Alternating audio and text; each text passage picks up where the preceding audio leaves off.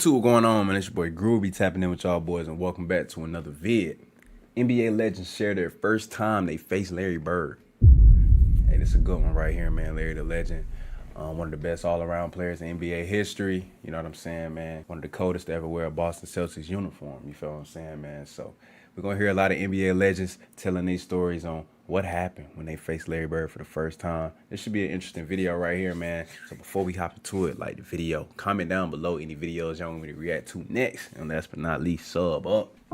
He was the most motivated player I ever saw.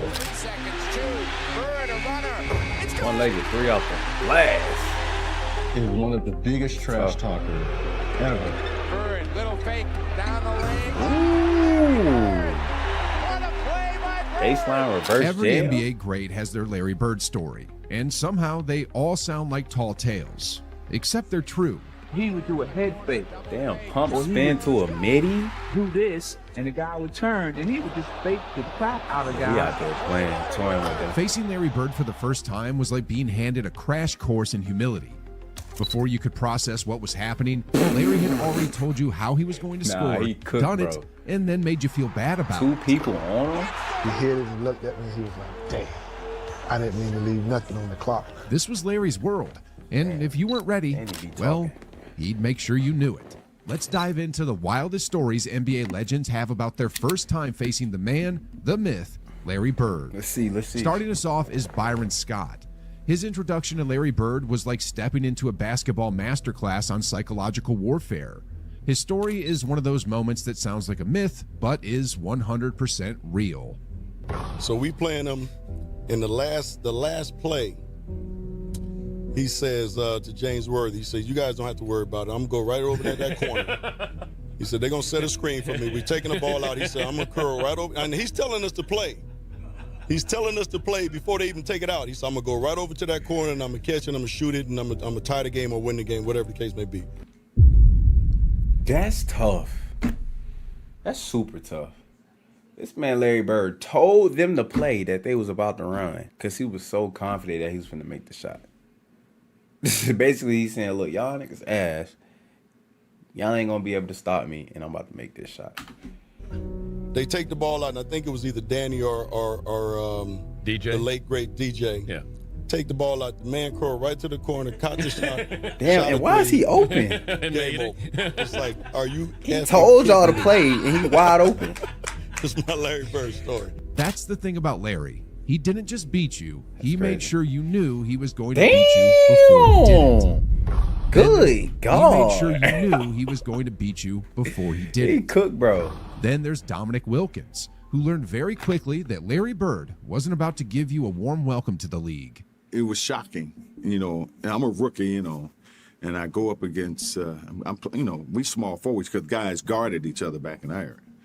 You couldn't duck each other. And so I go shake his hand, and he put both hands behind his back. And I'm saying, okay, he getting his head ready to play. And first play of the game, he says, "I don't know where they got you guarding me, Holmes." And he shoots a three. I was pissed. I said, I wasn't mad he hit the three, but this bitch just called me Holmes. Damn. And so hit him with the it's set up slang. for a really interesting game. Because I remember one time I came down and I dunked it on him. He laying on the ground. He fouled me, and I'm pointing. They find Wilkins. Damn, And he said, Dominique. "Hey, Rook." I said, "What?" He said, "What?" He said, "I like you. You got, he said, you got balls, but I'm still going to get 30 on your ass." Damn. He got about 38. but I had to pay Good my dues. I God. wasn't upset Damn, about that. Dominique. He got about 38, but I had to pay my dues. Jab, I wasn't step upset back to a about that midi? because, back then, as a rookie, you got to pay your dues. Simple as that. For Wilkins, it was about paying his dues, because back then, going up against Larry Bird was a rite of passage. Even Kareem Abdul-Jabbar, the ultimate Lakers competitor and a fierce rival of the Celtics, Damn. couldn't help but tip his cap to Larry Bird. Kareem remembered a game during Bird's first championship season that left such an impression, the sportscaster closed the broadcast by playing the Superman theme. Ooh, Jelly. I remember the game he played against the Lakers the first year that the Celtics won the World Championship with him on the team. And he was ridiculous. He came on here. I remember our sportscaster played the Superman theme when he was talking about him that night after the game, because he did everything: Right. points, rebounds, assists, just steals, you name it. Larry has such a great mind for the game, and a great touch. I had a lot of respect for him as a competitor. That's dope. Kareem, one of the greatest to ever do it, giving Larry his flowers. Yeah. And if Kareem's story shows respect, Shawn Kemp's is all about survival, because Larry didn't just compete, he hunted. Kemp was still fresh in the league when he got his first taste of Larry Bird's genius. Spoiler alert, it wasn't pretty. Who's the first person to bust your ass? Man, I'm gonna keep this real with y'all, man. My ass got busted real early, man. I came into the league, man. I was 19. You know how some of them vets, man, they play you to the T, man. I got played down in Boston one night. We was playing Boston Celtics. So the great Larry Bird. I didn't really know much about it. You know, I'm from Indiana. Larry's from Indiana. I knew about the history of Larry, but I didn't realize how he really got down. When we got to Boston that morning, I knew something wasn't right. I saw an X-Man. He was limping around the court a little bit like he was sore. I figured he'd be all right, you know. Xavier McDaniel. I figured he'd be all right by the time. I go to the game on the early bus. I get there. They come out on the court. They say, "Hey, Shawn, you starting tonight against Larry." And I was like, "Well, damn. I'm all for it, though, you know." So the X-Man, he didn't play. He had a sore knee. But my point to you is this: Larry gave me 50 3/4.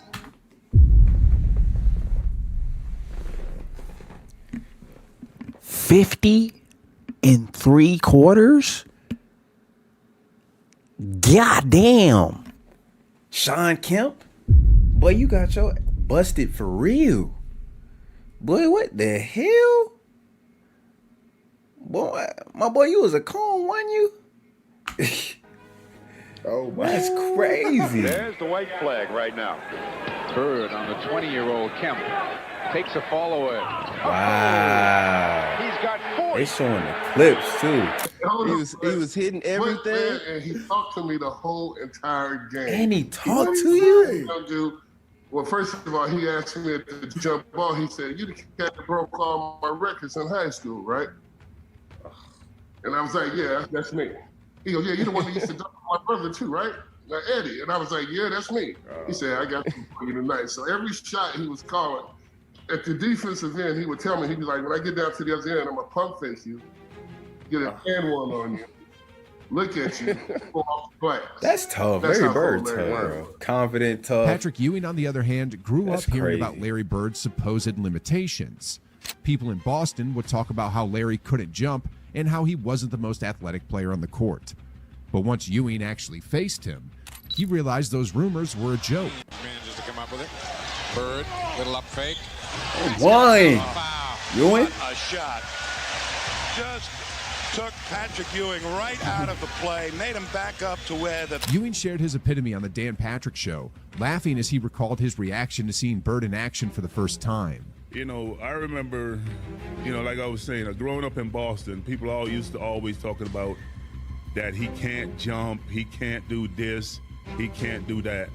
And, a lot of my friends was like that, So, I got to the league. I called all my friends back up. I said, all that trash that you were talking, you need to squash all that. This man is great. He can whatever you were saying tough. for a man who can't jump. He's tough. He's demolishing everybody. So your guys are saying, how can you let this guy? He's doing it on everybody. He's doing it on everybody. He's doing it on the best defensive players in the league. Yeah, that's tough. Bird was rewriting the rules. Ewing's call home was a warning to the rest of the league. Larry Bird was the real deal. For John Sally, his firsthand encounter with Larry Bird is the kind of story that makes you laugh and cringe at the same time. Imagine being a 6'11" forward, thinking you've got this, only for Larry to stroll up and remind you just how wrong you are. He would be like, "Man, too bad we didn't get you, Sal." I said, "Yeah, he goes, y'all double me tonight when I get the ball in the wing?" I said, "Nah, man, straight up." He goes, Y'all ain't double teaming me? Yo. I said, nah, I got you, dog. You don't like height. He goes, mouse in the house. And you 6'11". And they lifted. He walked me down to the post, got the ball. He said, you better ask for a double team, Sal. Talking to you the whole time. Damn. And he would move at his speed. He don't care how fast you think you are. Right. Larry Legend didn't care how tall or how fast you thought you were. He played at his pace, with his moves, and always ended up with the upper hand. Brian Shaw had heard all the talk about Larry Bird before joining the Celtics. He's just a white guy who can't jump, not athletic, not that good. Damn. And just like many before him, Shaw assumed Larry's dominance was exaggerated until, of course, he saw it firsthand. One thing Larry Bird couldn't stand, it was being disrespected. Damn. Especially when it came to who was guarding him. Isaiah Thomas learned this the hard way and shared the hilarious story on the All the Smoke podcast. Now, our back line at one time it was Kelly Tripucka, Bill Laimbeer, Ken Benson. 3 white dudes. 2 of them I ain't ever heard of. Okay. All right. So we walk out on the court and he said, who guarding me? And I said, well, hey. Yo, he stayed we both from talking Indiana. trash. We talking stuff. Me and his mom had a close relationship in college. His mom would write me like notes, was even writing me notes like when I was in the pros, like, you know, good luck, everything else, right? So Larry used to always call me Cheesy, right? He's like, Cheesy, who guarded me? And I was like, you know, I got Kelly, I got Lamb, I got Benson. He's like, you ain't got no brothers? Ain't no way he said that, yo. This man, Larry Bird, bro. He said you ain't got no brothers. I ain't gonna lie, Larry Bird has to be the best trash talker of all time. One of the best, for sure. Hall of Fame trash talker, bro. It's literally in all these stories, bro, he's talking trash, bro. He's talking trash on the court. He's talking trash before the game. He's talking trash after the game. Like, bro, like, he's telling you what he's about to do, and he's doing it. You feel me? Like, this boy, Larry Bird, is different, bro. Different, bro. And the fact that he's a quote-unquote white boy, and everybody just underestimating him because of his race and how unathletic he is, bro, and he's proving everybody wrong, just makes him even more of a legend. You feel me? Larry Bird, bro, he tough. Tough. Like you? He's like you? Disrespecting me. That's what he said. Straight up. That's exactly what he said. He said, That's crazy. Hey, man, you can't put no white dude on me. That's crazy. That is straight disrespect. Yeah, that's crazy. He said, don't put no white dude on me. Reggie Miller also found himself on the wrong side of Larry Bird's sharp tongue during a tense late-game moment. In his book, I Love Being the Enemy, Reggie tells the story of how, as a rookie, he thought he could rattle Larry at the free throw line. Big mistake. Reggie, trying to disrupt Larry's focus, starts talking trash. But Bird doesn't just ignore him. He locked eyes with Reggie and delivered a cold, calculated response. Rook, I am the best shooter in the league. In the league, understand? And you're up here trying to tell me something? And with that, Larry sank the first free throw like it was a layup in practice. Still staring Reggie down, he stepped back up, drained the second shot, and walked away without a word. But for Nolan Richardson, his introduction to Larry didn't come from a highlight reel or a big NBA moment. Going back, I never forget driving and I'm listening to a game. It's New Mexico State playing Indiana State. I don't really care about the game, but New Mexico State is right up the streets from El Paso, and I went to UTEP. And we're big rivalries, so I'm hoping that Indiana State will beat New Mexico State. And I'm listening to the radio, and I have no clue of the players on either team. All of a sudden, this name keeps coming. Bird. He goes to the right. Bird. He makes the shot. Bird. I said, God damn, who is Bird? Bird. You know, here's Bird. And Bird this, and Bird. Oh, did you see the pass that Bird made? I can't see it, but I'm just trying to imagine it. And when the time I got to the end, I said, damn, that brother can play. He didn't even see it. Hey, I love when old people tell stories too, bro. Like they describe it so well, bro. That's crazy. Let me tell you something.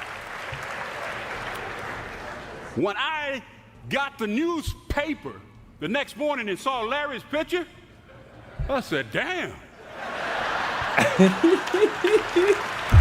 You know, it's a white guy. That's crazy. Even in his early days, Larry carried an aura of inevitability, as if success was his destiny and everyone else was just there to watch it unfold. Richardson's words capture something deeper about Bird. He was a force that shaped the sport in ways people couldn't always articulate. You didn't just see or hear Larry Bird play, you felt it. And if anyone knows a thing or two about trash talk, it's Gary Payton. But even the glove himself had to bow down to Larry Bird's legendary gift of gab. Payton doesn't hand out compliments easily, but when it comes to trash talkers, Bird was at the top. Chuck Person talked a lot of gangster shit. Bird used to tell me, look here, man, I'm gonna go shoot this motherfucker jumper in your face right there in that corner. And it's gonna be your Christmas present. I'm gonna wrap it up and bust your head open. All that shit. He was the coldest dude I ever seen with that shit, man. Everybody be talking about these greats, and they'll be always mentioning him. He was the shit. Damn. Ooh, look at him talking. He's barking. He'll give it to you any way he wanted to. Any way he wanted to. Larry Bird was cold. Cold dude, man. Real cold. I believe him. Person didn't dare look at Gary Payton saying it, I believe him. For me in the summer. He mows my yard. So I see him every day. And of course, Bird did exactly that. The man wasn't just running his mouth, he was writing the script and making sure you stuck to it. Terrell Brandon also had his fair share of run-ins with Larry Legend, and he didn't hold back in describing the experience. For Brandon, it wasn't just about Bird's physical dominance. His mental warfare was equally devastating.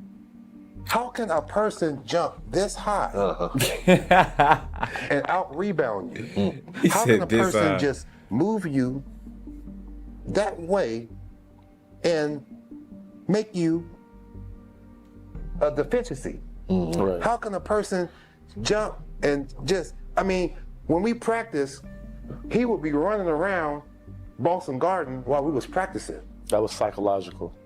And we was watching him running around. Wow. In the Boston Garden. And it was like, why are you running? Brandon recalls one game against the Cleveland Cavaliers that still gives him chills. Bird was on fire, hitting shots so precisely, it was almost unfair. Damn. Why are you so wide open? 91-92 season, and we was playing the Boston Celtics. It was Bird, McHale, Parrish, the great three, Ainge, and we was up 1. Okay? He said, who's guarding me as we come out of timeout? Now, remember, I'm a rookie because Price is out because he hurt. Right. He says, who's guarding me? I says, Craig Elo. He says, why you got that white boy on me?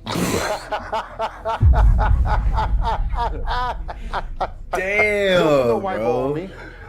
He said that was the most. Now remember, Larry Bird is white. Right. Exactly. He said, I'm gonna go over here and I'm gonna get in the corner.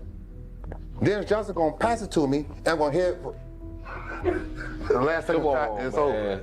Damn. Come on, man. So I'm my God. I told Joe He Wood, I said, different. hey man, listen, the ball is going to Larry Bird. Everybody knows the ball's going to Larry Bird. Right. Just do whatever you can. Craig, Gerald, just cover him. Right. Yeah. All Bird did was go like this. See, it's leverage. It's not how strong you are sometimes. It's leverage. Yeah. He said, now look how hard that is. Yeah. Now somebody strong will go, yeah. Right? Right. Yeah. Right. You see how your demeanor went?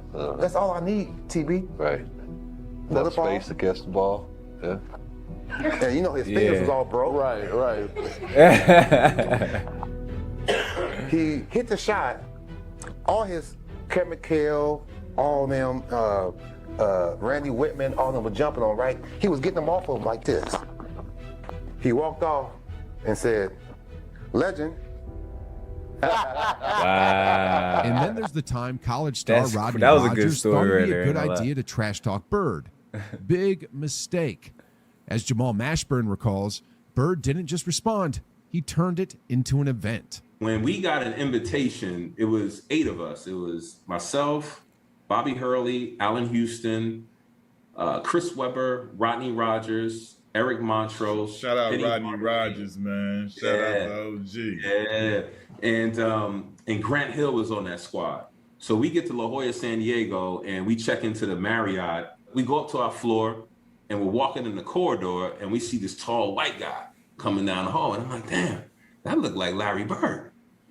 So Larry Bird coming down the hallway, me and Chris Webber, and Larry Bird, you don't realize how big Larry Bird is until you stand up close to Larry Bird. Exactly. As a man. Larry Bird, legit 6'10". Nah, real talk. When I first stood up against him when he was coaching the pace, I was like, damn.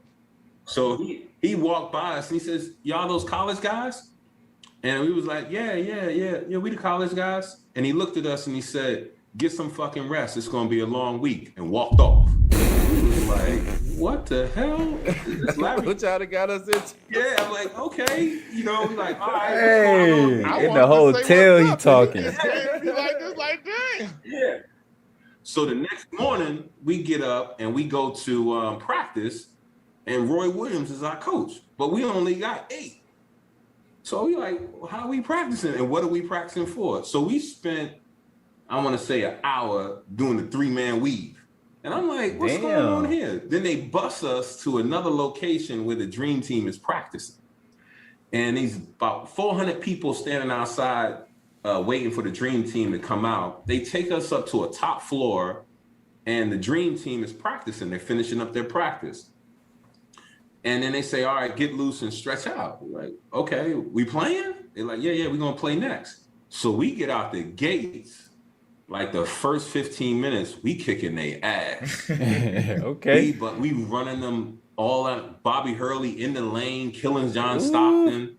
So they stopped the game and turn off the score. I think we were up like 72-66 or something, 64 or something like that.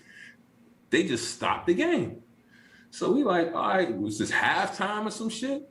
They like, nah, the press coming in. So I'm like, oh wow. So that's when the thing came out that Chuck Daly let us win. Because they didn't want to hold a complete game because they knew it was going to be downhill from there. Because we were trying to prove that we could represent the country. Yeah. So we lit their ass up, and then something happened. We're sitting there, and we get back to the hotel. Rodney Rogers says something to, it's a group of them. It's Larry Bird, Magic Johnson, and everybody's shooting the shit. And Rodney Rogers said, hey, Larry, you ain't hit a jumper since 84. Magic heard Why? that. And why he say we that? didn't think none of it. The next day we came in. Damn. And I never seen this. And this one I was like, this is a different breed. Magic Johnson fed Larry Bird the ball probably about 8 times in a row down court. Larry Bird got the ball on Rodney Rogers, and every time he was about to make a move, he told him what he was going to do. One dribble, pull up, going left, off glass. Yo, Larry Bird tough, bro. One dribble going right, spin, shot, bucket. He scored 9 times or 8 times in a row. That's tough, bro. That's left tough. the court to go lay down because he couldn't sit on a bench. He had to lay down because of his back. And said, young fella, look like 84, huh? Damn. Last time he made it. Rogers probably regretted that comment immediately. With all these legendary accounts, one thing becomes crystal clear. Larry Bird wasn't just respected, he was revered. As Brazilian legend Oscar Schmidt put it, it's too easy to have Michael Jordan, Kobe Bryant as an idol. The guy flies around and do whatever he wants. It's too easy. My guy doesn't run, doesn't jump, and play the best of everybody else. He's here.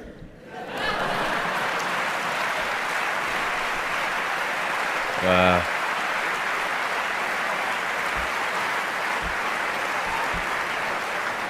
This is my idol, the best player ever, in my opinion.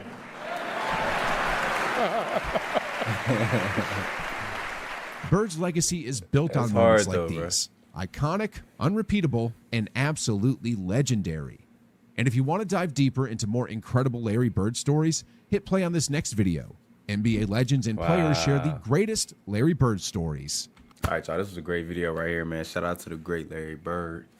Well, y'all got Larry Bird ranked on your all-time list, man. Larry Bird probably on my list, top 10 for sure. Probably like 9, 10 on my list, but Larry Bird, man, one of one. The fact that he would talk trash to you while he was on the court, literally telling you every move that he do and do it still, is tough.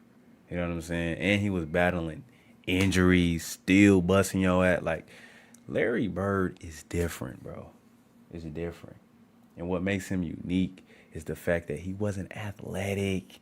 You know what I'm saying? Like my guy said in the previous clip, bro, it's easy to put a Kobe Bryant, a Jordan, a LeBron, you know what I'm saying, as your GOAT because, bro, like how athletic they were high flyers. They could damn near do everything on the court. But Larry Bird, he wasn't no athletic type of player. You feel me? He wasn't jumping out the gym, but he was a smart player. You know what I'm saying? He could do everything on the court, literally. Other than his athleticism, bro, Larry Bird could damn near do every damn thing on the court, literally. You know what I'm saying? All-around player, leader, tough as nails. And from this video right here, bro, he's a Hall of Fame trash talker. Don't care who it is. He's still gonna bust your ass. You feel me, man? So this is a great video right here, man. I saw some interviews in here that I haven't seen before. I know some of these I've probably seen a few times, but you can never go wrong just seeing some Larry Bird clips, man. Larry Bird highlights, Larry Bird stories. You feel what I'm saying, man? So I enjoyed this video, man. If y'all enjoyed the reaction, man, hit the like button. Comment down below any videos y'all want me to check out next. And last but not least, subscribe to the channel if you new, man. Groovy signing out. I'm going to catch y'all in the next one. Bro, look at the opponent's bench, bro. This is not even his team, bro. Look at them. They clowning their own teammates. Eddie Johnson. Yeah. Eddie Johnson falls off the bench in laughter. And Antoine Carr and Cliff gives each other a high five. Wow. And our film session was 20 minutes of that. So it wasn't somebody. You not know it's playing bad good when your own defense. teammates It was clowning you guys for getting celebrating cooked. Larry You Bird. know it's bad, bro. It just kept rewinding. You two, what going on, man? It's your boy Groovy tapping in with y'all boys, man, and welcome back to another homework video, man. Time to get y'all notes out, man. Let's do some homework, man. As you can see in today's video, we are reacting to Larry the Legend himself, Mr. Larry Bird, man. We reacted to some Larry Bird highlights. As y'all can see, man, from the past few videos, we was on a Michael Jordan marathon. But now I want to see some of Michael Jordan's opponents, his rivalries that he was going up against, man. You know what I'm saying? I want to see if Michael Jordan was actually playing some comp. Because in a new generation, when we get to comparing who's the GOAT, Michael or LeBron, it's a few people that always say Michael Jordan was not playing any competition for real. You know what I'm saying? Like the competition level wasn't really up there. So now we about to take a deep dive back in the 80s and the 90s and see some of the greats, man. Let's see who was really hooping in this era. So first up, we got Larry Bird himself. I don't really know too much about Larry Bird. I know he was one of the coldest, excuse my French, white boys in NBA history. You feel me? I heard he had that burner on him. I know he won 3 NBA championships. I know he won the 3-point contest. And I know he played with Kevin McHale and Robert Parrish. And also, somebody told me in the comments, Jordan was 0-6 versus Larry Bird in the playoffs.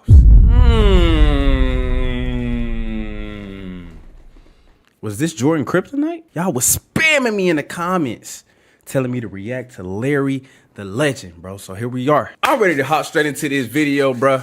I'm trying to see Larry get buckets. You dig? Before we hop into the video, man, I'm gonna need y'all boys to go ahead and hit that like button, man. Show love. Show love to the youngster, man. Go ahead and hit that like button, man. Comment any other hoopers y'all want me to react to next, bro. But they gotta be from back in the day. Because I'm trying to do some homework. You know what I'm saying? I'm a student of the game. And last but not least, man, subscribe, subscribe, subscribe. Don't be watching the video and not subbing to the channel, bro. What you doing, gang? Without further ado, man, let's see Larry get buckets, man. Let's go. Larry Bird's greatest moments, man. Let's hop straight into it.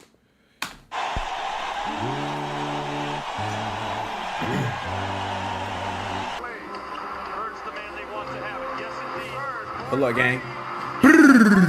4 seconds left. Let me find out he clutch. They're like, God damn. Damn, okay. 2 buzzer beaters. Tie game. 15 seconds to play. 1986. Thought of. They called a timeout. He said, you know I'm going to get it. And I said, I know. I'm going to be waiting. I'm going to timeout. I'm going to a play. And I tried this one run. Yeah, he talk trash. Then as you get the ball, you go over here and you pass to Kevin. Then you go to the corner. Then Robert, you come over. Then about that time, Larry steps in and says, Coach, why don't you just give me the ball and tell everybody to get out of the way? After the timeout, we walked up on the court. And Larry's going down to that confidence, okay. So he tells Xavier, I'm getting the ball. Yeah, he said, I'm going to get it right here. I'm going to shoot it right in your face. Ooh. Damn. He told him where he was going to get the ball at, and he actually shot it in his face with 2 people on him. Damn, with 2 seconds left. God damn, Larry Bird. I didn't mean to leave 2 seconds on the clock. I walked back to the sideline like, damn. That sad as hell. Larry Bird just phenomenal. Okay, Larry. He will okay. In the clutch time after. 3 buzzer beaters. Okay. I can already tell that he's clutch. He got the clutchness in him. Nice pull up. Okay. Okay, Larry. Okay, Larry. 15, 14. Okay. Another go-ahead bucket to win the game. Let's see. Down at the low post. Oh, fade? And Jordan face? Is that Jordan? Let me find out who's getting. Let me find out he was getting Michael Jordan buckets. Pippen and Jordan. Brrr. If you put all of us in a room, you know, Magic, Jordan, myself, and Bird, Bird probably be the guy who walks out of the room at the end of the day. Ooh, for real? Okay, Larry. Okay, Larry. Tied at 123. Tied at 123. Bird pops out, avoids the steal. Gets it over to DJ. Good cut. Hey, when he shoot. Tough. Oh my God, that. He clutches hell. It's like 4 or 5 buzzer beaters I just seen. Go ahead, buckets. So we know he got the clutch jeans. Washington in Washington one night, and Larry just hit what would have been the game-winning shot, but KC called timeout. It does not count. Boston had called a timeout. He called the timeout. Larry came back to the bench, and he was a little upset. He looks at the bench and says,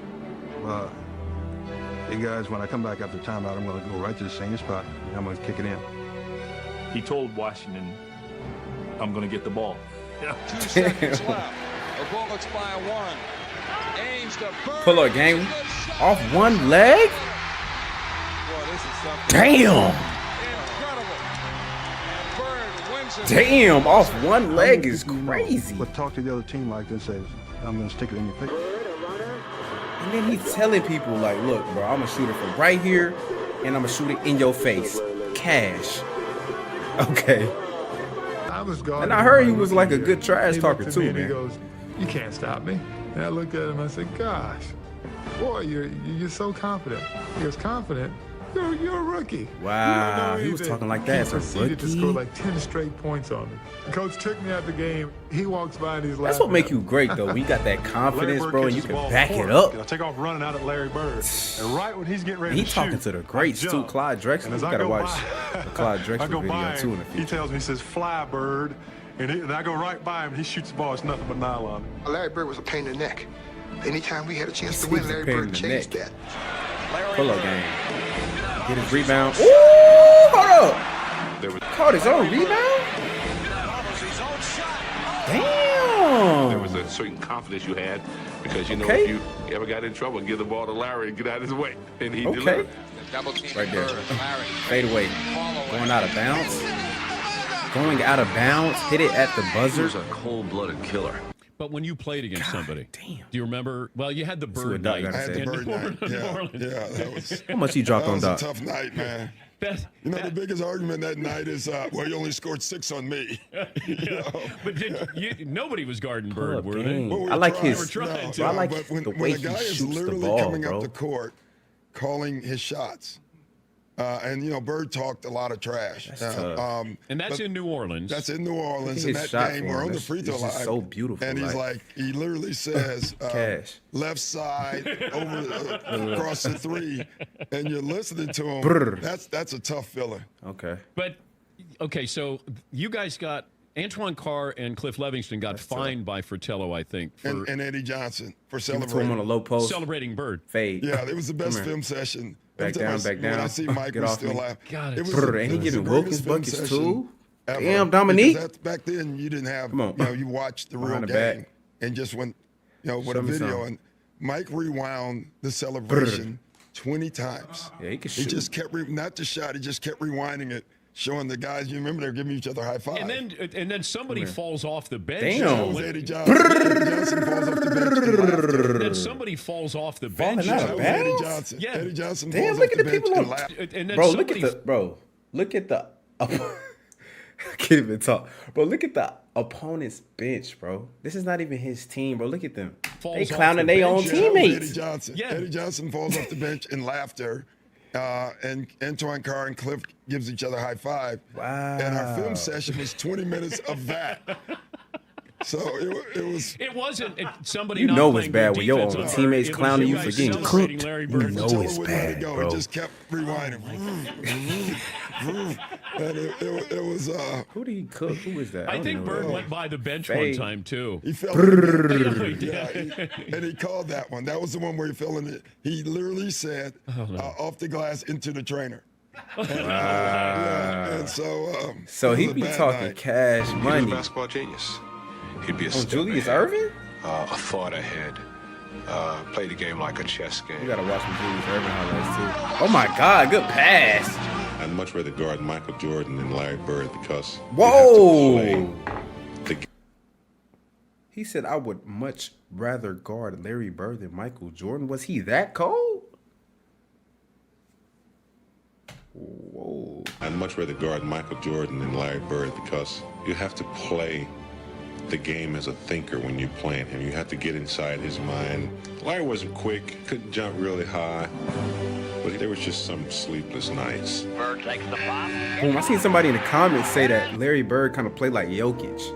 Wasn't really quick, wasn't really fast, but IQ was there. And he just starts Passing, guys, doesn't say a shot word, selection, like and people are everything getting was kinda nervous. everything was there. And then he finally speaks and says, I'm just looking to see who's going to finish second.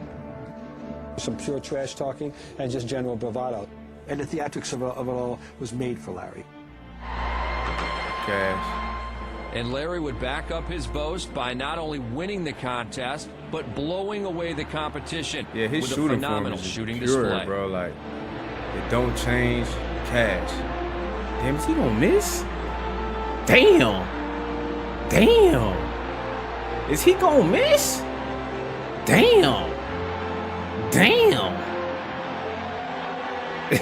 Like, did he even miss? Chicks had my name on it for a week now. My I knew boy I was won gonna win 10 this thing. bands. Braxton, my teammates said I wasn't going to win it, but I came back and lucked out, really. At the end of one of the trips, he had accomplished every goal. We hadn't lost a game on the trip.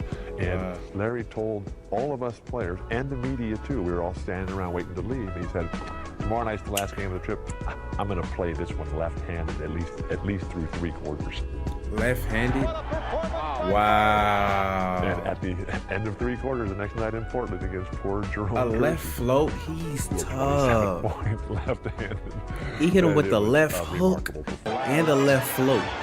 Come here, get this jab work. Ooh! Oh, I thought he made that. I was about to say, and he got the jelly in him. This guy was going to do one thing almost every night that really spun your head around, made you do like, couldn't believe this was happening. Show me something, Bird. To Vincent, to Bird. Behind the. Ooh, he got the touch too. He was playing chess and everybody else was playing checkers. He was God, 3 moves Larry. ahead of everybody else. And you never knew what he was going to do, but you knew it was going to be something special. Bird Give me steals that. it. You can see it coming, and look at the pass. Good pass. Isn't that beautiful? In last year's playoffs, Person was out to make Bird eat his words while adding a few choice comments. I of like his Bird own. because he be talking. though. Person, he definitely has his reputation. During the playoffs, he just went AWOL, you know, and he just went to work. What is it? AWOL, Oh, Charles you know, Smith, and my he bad. just went to work. 1991 playoff. Okay. Little trash talk. Let's see what he do. He scored the last 16 points. Ooh, he giving Bird buckets. Oh, come here. And one fade. Looking like some dirt buckets right there. He looking like dirt. And he's talking. I like it. I like it. Timeout. Call it. Yeah, it is. And he's talking. Because, I've known Chuck for a while, and we've always had run-ins, but it always seems like I get the last word. Ooh, he's It looked like his luck talking. had finally run out. He said it's always like I get the last word. Like, bro, you trash.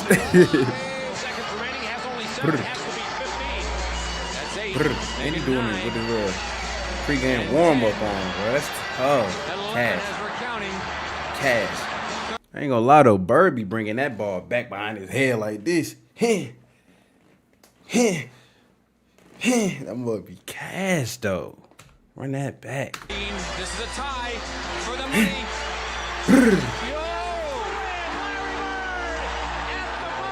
He knew exactly what the score was. He knew that that ball was going to win the competition for him, and it's almost like he did it in dramatic fashion just to make it more fun. He knew it when he let it go and was headed for the winner's circle. He cold though. Then the game begins. Magic and Larry come out together, two guys that had saved the league. They wouldn't even be playing this game without those two. And Magic passed the ball. Larry makes the first basket. Yeah, that's his go-to shot. That low post fade.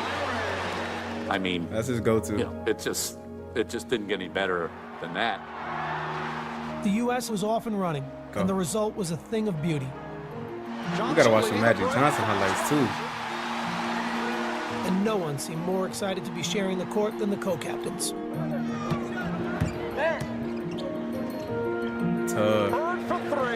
Ooh, straight Opening cash. night was a smashing success, with the outcome never in doubt.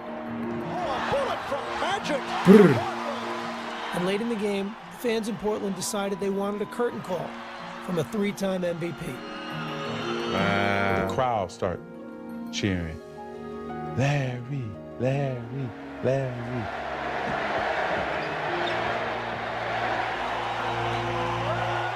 Okay. Reacts to the entrance of Larry Bird. Alright then, Bird. Fan favorite. And as he'd done so many other times in his career, Larry Bird rose to the occasion. Jordan with the behind the back save. Mid-range. Automatic, bro. You just knew that Larry Bird was not going to miss that shot. Automatic. It was a virtually flawless performance. The final margin of victory was 77 points. Wait, what? And Magic and Bird had Oh, led. I thought he scored 77. I was about to say, what the hell? All right, YouTube, man. Shout out Larry Bird, man. He was cold, bro. You know, even though I didn't really get to see too many highlights where he was dunking on people and stuff like that, obviously because he wasn't that athletic. But from what I've seen in this video, bro, he had the IQ. His low post fade was cash, automatic. That looked like his go-to move. From what I've seen, he was a very good trash talker. And he backed it up, as you can see. But I did not know he was 6-0 versus Michael Jordan in the finals. That's interesting. I definitely got to do some more homework about that. But if y'all want some more Larry Bird content, y'all let me know in the comments, man, down below, man. You know what I'm saying? I'm down to watch some more reactions to Larry Bird, man. He ain't gonna lie, but cold, bro. He was tough. He was tough. You know what I'm saying? He had some game to him. You know what I'm saying? I like his jump shot form. You know what I'm saying? Nice and subtle. You know what I'm saying? Real smooth. Cash every time. Looked like it was automatic. 3 titles. Best Celtic of all time. I mean, what more can you say? But yeah, I definitely enjoyed that reaction, man. Shout out Larry Bird, man. Shout out to the OGs, man, who told me to react to Larry Bird highlights. I enjoyed them, man. You know what I'm saying, man? But if y'all want me to react to any more OG Hoopers, man, y'all leave them down below in the comment section down below. Like this video if you enjoyed this reaction, man. Shout out to everybody supporting the channel, man. Y'all going crazy right now, man. Nothing but love, man. I appreciate y'all. And also, subscribe. Y'all know what's going on, man. I'm gonna catch y'all in this video, man. I'm signing out. Yo, too, what going on, man? It's your boy Groovy tapping in with y'all boys, man, and welcome back to another vid, man. In today's video, man, we are reacting to Making the Case Larry Bird. In this video, this guy explains why Larry Bird is the greatest basketball player of all time. To be honest, bro, I don't really hear too many people saying that Larry Bird is the GOAT. It's usually Michael Jordan, LeBron James, maybe Kobe. You could throw Kareem in there, you know what I'm saying? Those are the names that I'm hearing. I don't really hear Larry Bird, but I do know Larry Bird is one of the coldest white boys in NBA history. 3-time champ, one of the best trash talkers in NBA history. Gave Magic Johnson and Michael Jordan a run for their money, man. So I know he's one of them ones, man. I know he's Larry the Legend, you know. I watched a few of his highlights. One of the greatest shooters of all time. He's tough. Hopefully this video can convince me that Larry Bird is the GOAT of basketball. Let's see what he got to say. Hopefully I learned something in this video. Obviously I wasn't born when he played, so yeah. Before we hop into this video though, like the video, man. Show your boys some love, man. Comment down below, man, any video ideas y'all want me to react to next, man. And don't forget, subscribe. And let's hop into the vid, man. Making the Case, Larry Bird. Basketball is special. The size of the court and the lack of pads or helmets give fans the most intimate experience of a team sport that exists. And because of the different styles that basketball allows for, players develop their own distinct identities and signature styles through their creativity, flair, and athleticism.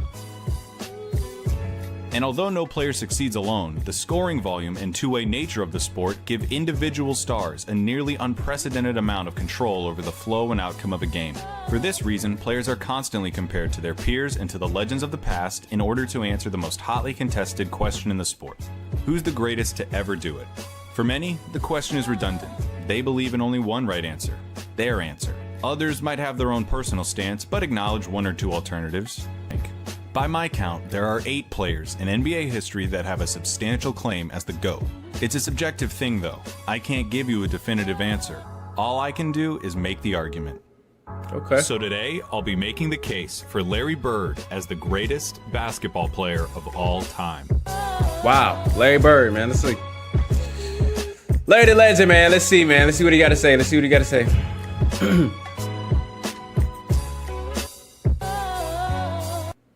Real talk, sometimes ads can be a little sneaky and put some like spyware and stuff on your phone or computer. Pi.org is a web. When it comes to basketball, Larry Bird is the smartest, clutchest player to ever play the game. Now, if you don't think that Larry Bird is the greatest basketball player of all time, you probably hate what I just said. Those are the kind of talking head sport cliches that surely impact the game but are impossible to empirically measure. Normally, I'd agree with you, but I think that when you talk about Larry Bird, you see those intangibles become real, palpable results. I wouldn't have said it if I didn't believe it. When Larry Bird was drafted by the Boston Celtics in 1978, the NBA needed saving. Attendance was in the toilet, the league had few marketable stars, cocaine addiction had several players in its grasp, and most damning of all, playoff games were being tape delayed. Playoff games at the highest level of basketball were being put in the back seat for black and white movies and network reruns. Wow. But rather than join the Celtics after being taken 3rd overall, Larry Bird decided to return for his final year at Indiana State, a decision that would prove to be one of the most important in the history of the sport. Bird's final year saw the Sycamores tear through college basketball, going 33-0 before the national championship game. Bird, already claimed by the NBA's most historic and prestigious franchise, had established himself as the generational talent who would inherit the mantle of pro basketball. Indiana State's opponent in the national championship was Michigan State, captained by the immortal Earvin Magic Johnson. The Sycamores lost the championship to the more talented Spartans in the highest rated game in the history of basketball at any level, still to this day. The stage had been set. The next decade of basketball would be defined by the rivalry between the white hick from French Lick and his Boston Celtics and the black Magic and his Showtime Lakers. The rivalry between Bird and Johnson is entwined into the fabric of the NBA and is worthy of 100 documentaries. In this video, though, we're going to be looking at Bird's claim of supremacy. Here's Bird's basketball resume. 3 championships, 3 regular season MVPs, 2 final MVPs, 12 All-Star selections, and 10 All-NBAs. 9 first team and 1 second team. That's tough. That's tough. I ain't gonna lie. That's tough, Larry. His 3 championships come with perhaps the highest collective degree of difficulty of any player's championships. His 3 MVPs came consecutively, making him only the 3rd player to accomplish the feat, along with Bill Russell and Wilt Chamberlain. His 2 Finals MVPs are misleading. He was absolutely the best player on the '81 Celtics, but he was only a sophomore, and his 15 points per game in the finals gave the media an excuse to exact a little vengeance on a legendarily difficult interview. His All-Star and first-team selections also come with the caveat that Bird only played for 13 seasons and missed all but 6 games of the '89 season following surgeries on both feet. Damn. I can hear you already. A 13-year career, and this guy is supposed to be the GOAT? What color of paint are you huffing, Clayton? Oh, he played 13 seasons, okay. Green, obviously. But hear me out.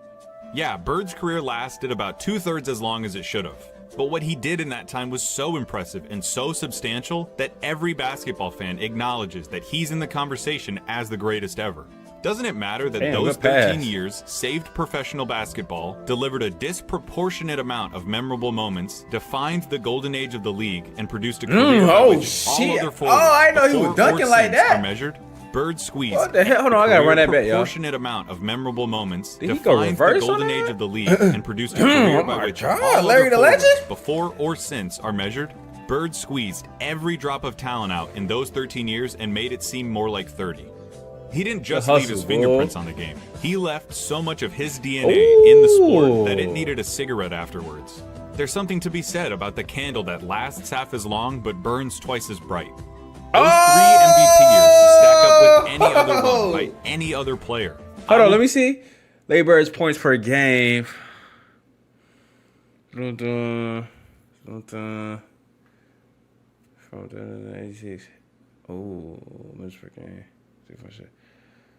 Ooh, them stats were tough. Put an A+ Larry Bird season up against anyone's. What does an A+ Larry Bird season look like? A full box score, a blowout win, a nearly undefeated record at home, and a play style that could only be described one way: white. Hey! Larry Bird isn't just a white basketball player, he's the white basketball player. To describe Larry Bird's game is to thumb through the Hoops dictionary and pick out every and he got cliche the about handle. white players. Unathletic, great shooter, good fundamentals, the whole thing. The archetype of a white basketball player is Larry Bird, with one exception. God, look at he the had passes. an unparalleled understanding of the game of basketball, both as a physical contest and as a mental I didn't know he was competition. banging out like His that. basketball IQ infected everything he did and catapulted his career into pass. legend. Bird was a complete player. Jerry West called him nearly as perfect as you can get. He was the league's first great marksman. He could contort his body to shoot from anywhere on the court, regardless of the he level made of that. defense. That's He crazy. pioneered the art of the Dagger 3 and was the founding member of the 50-40-90 Club. At 6'9", 50, Bird's 40, understanding 90. of angles and Great coordination led to a higher rebounding average than Patrick Ewing, and it made him an impressively adept finisher in his younger years. Ooh, and he had the 86, leg? Bird dropped 47 points on the Blazers, playing the majority of the game left-handed. Get His out of lack here, of quick bro. lateral movement meant that Bird didn't do much when it came to slapping the floor and picking up He the dropped opposing 47 point with guard, his but his opposite hand? size and omniscience gave him the ability to body similarly sized players, read defenses like a free safety, and pick off passing lanes with ease. His passing was transcendent, and I'll highlight it later. And of course you need to know that Larry Bird was a tough effort. He had a superhuman motor and dove for loose balls like a beagle at the park. He was a God. willing participant in his share of fights, often precipitated by his Oh, and he league-renowned wasn't. trash Oh, he throwing punches. Oh, I didn't know he was like by that. his league-renowned trash talk. Ooh. I told Robert Reedy to stay there. He should have stayed in preaching. That was funny. He had 50 points. I was guarding in my rookie year. He looked at me and he goes, "You can't stop me." And I looked at him and I said, "Gosh, boy, you're so confident." He proceeded to score like 10 straight points on me. The coach Damn. took me out the game. He walks by and he's laughing at me. He was a basketball genius. He'd be a step ahead, a thought ahead, play the game like a chess game. I'd much rather guard Michael Jordan than Larry Bird because you have to play the game as a thinker when you're playing him. You have to get inside his mind. If you put all of us in a room, you know, Magic, Jordan, myself, and Bird probably be the guy who walks out of the room at the end of the day. Did you notice something during those testimonies? Those are some of the best basketball players of all time, and they all sing Bird's praises like they were former assassins who had to go toe-to-toe with John Wick, and they're just happy to be alive. Bird excelled during one of the most talent-rich periods in league history. The abridged list of his basketball rivals goes like this: Dr. J and Moses Malone on the Philadelphia 76ers, Sidney Moncrief on the Milwaukee Bucks, Isaiah Thomas, Bill Laimbeer and the Bad Boy Pistons, Dominique Wilkins on the Atlanta Hawks, Bernard King on the New York Knicks, Michael Jordan on the Chicago Bulls, Hakeem Olajuwon and Ralph Sampson on the Houston Rockets, and of course, Magic Johnson, James Worthy, and Kareem Abdul-Jabbar on the Los Angeles Lakers.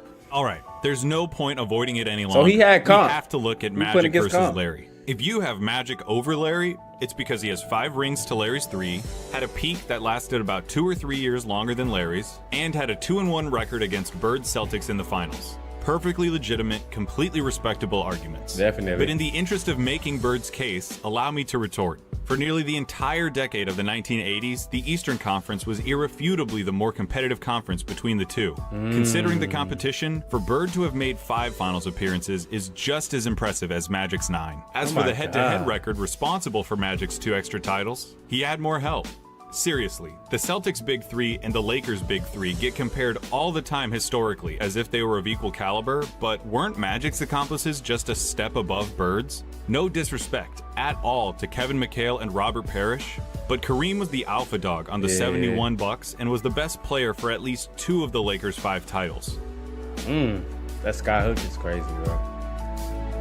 James Worthy was the #1 pick out of UNC after winning a championship as the best player on a team that had Michael Jordan on. Okay, so he obviously had the best. That Magic got to be coached by Pat Riley, one of the most brilliant minds in basketball history, and you could say that the Magic Bird argument comes down to one thing: luck.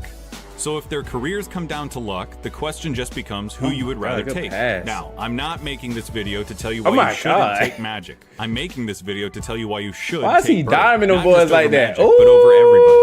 One thing that helps him is the fact that his play would translate perfectly into the league today. The 6'9" thing that helps him is the fact that his play would translate perfectly into the league today. A 6'9" sharpshooting forward Stop playing with Larry, man. Who averaged double-digit rebounds in an era against Moses and double-digit rebounds? He'd gobble up boards as a power forward.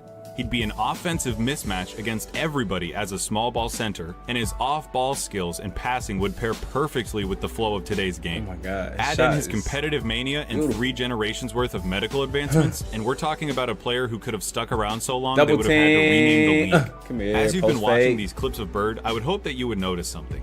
He always knows where everybody is. Watching Bird play basketball is like watching those monsters from A Quiet Place that know where you are if you make any noise at all. Bird had a level of clairvoyance that bordered on the unnatural. In '85, he ended up 1 steal away from a quadruple-double after playing just the first 3 quarters. His passing was famously infectious and helped transform the Celtics of the '80s into an ideal that basketball teams at all levels are still shown tape of. They moved the ball with precision and intent, always looking for better shots and determined to get the entire team involved in the effort. That fact is almost entirely attributable to Bird and his wizardry with the ball. This acumen also helped Bird become the only player with a GOAT claim to transition successfully into other basketball roles after his playing career. In his 3 years as the head coach of the Pacers, Bird won a Coach of the Year award, coached the Pacers to their first and only finals appearance, and gave Michael Jordan as much trouble as he'd ever gotten in his career in the '98 Eastern Conference Finals. After moving into a front office role for Indiana, he won Executive of the Year in 2012, becoming the only person award. On the court or off of it, inside and out, Larry Bird sees basketball as only he can.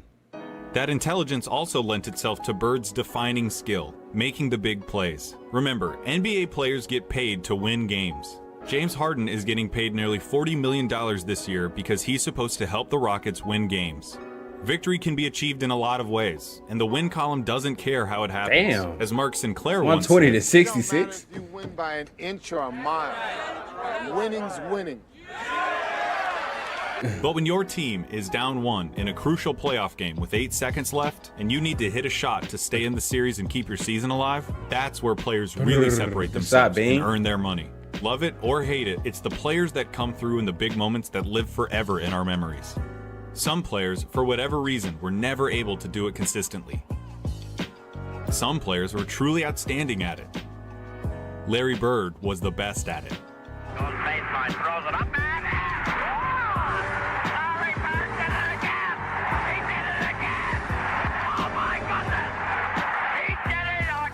I'm not going to give you the stats about his field goal shooting under 2 minutes with a score that's this close, or tell you who has the most buzzer beaters, or any of that. Take that for data.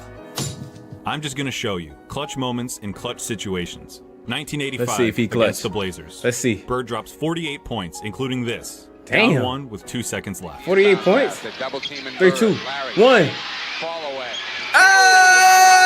For Dame. Okay. 1985 against the Hawks. Bird sets the Celtics scoring record with 60 points with shots like these. 60 ball? Post fade? Oh my God, Dominique. 1986 against the Rockets. Not all of Bird's clutch moments were singular. The bigger the moment, the bigger his performance. In Game 6 of the 1986 God, NBA bro. How do you Finals, make that, Bird bro? clinches the championship with a triple-double in what he calls the best game he ever played. 2 seconds on the shot clock. Bird wants a three. Brr, oh my God, bro. He's a shooter. Your father knows about saving money. Everything I'm wearing, I've had since boot camp. That's crazy. 1987 against the Washington Bullets. Bird hits one shot to tie it before it's waved off because of a timeout. Hits another shot to tie it up for real. Crowd is standing up. It goes now to Bird. One-legged. Ooh! And then in double overtime, down 1, he does this. Double overtime. Another one-legged shot.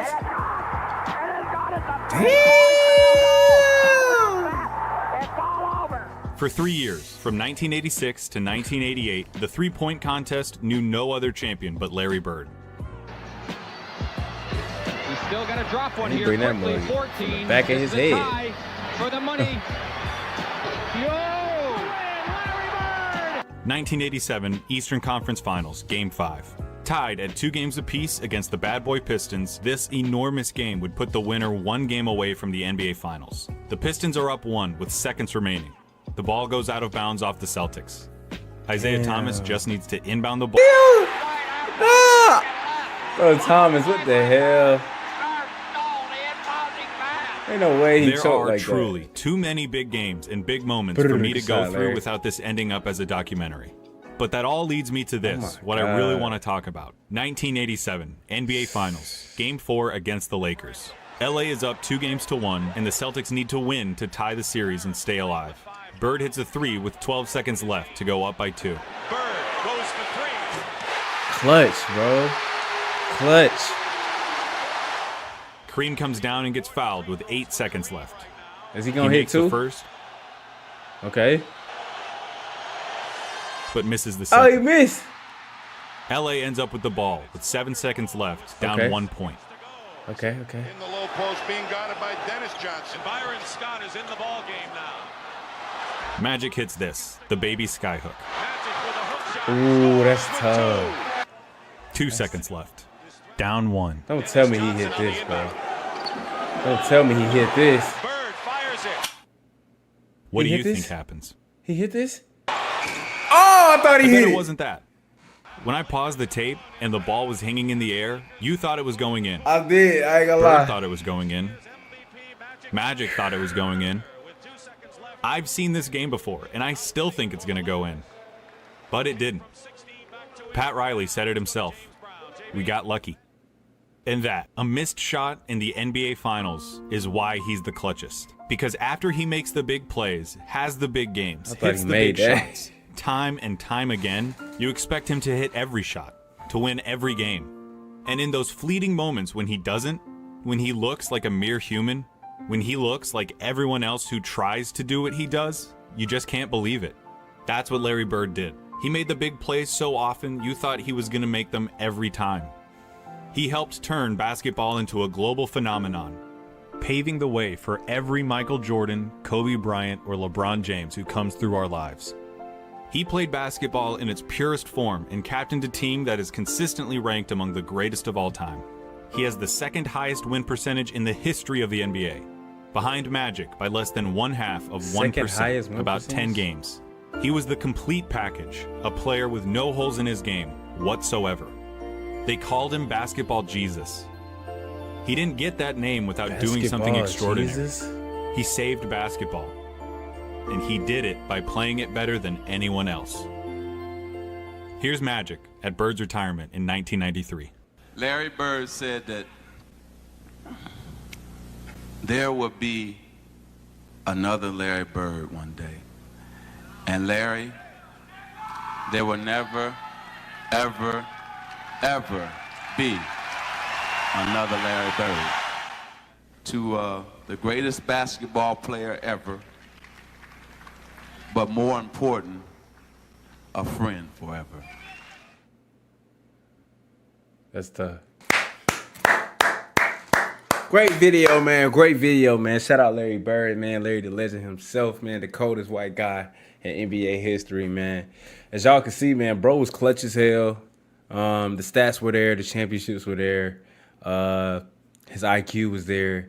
Didn't know he was diamond people like that. You know what I'm saying? Like, the passing was there. Yeah, bro, I looked like his game had no flaws. He played defense, you know, had the heart, you know. So I don't know what to say. Looked like he gave Magic a run for his money. Like I said, he gave MJ a run for his money. And yeah, bro, like, the shooting touch was there, man. Everything was there, man. You know, he had the handle. Like I said, man, he had the full package, man. Shout out Larry Bird, bro. Do y'all think he's the GOAT of basketball? Yeah, let me know in the comment section down below, man.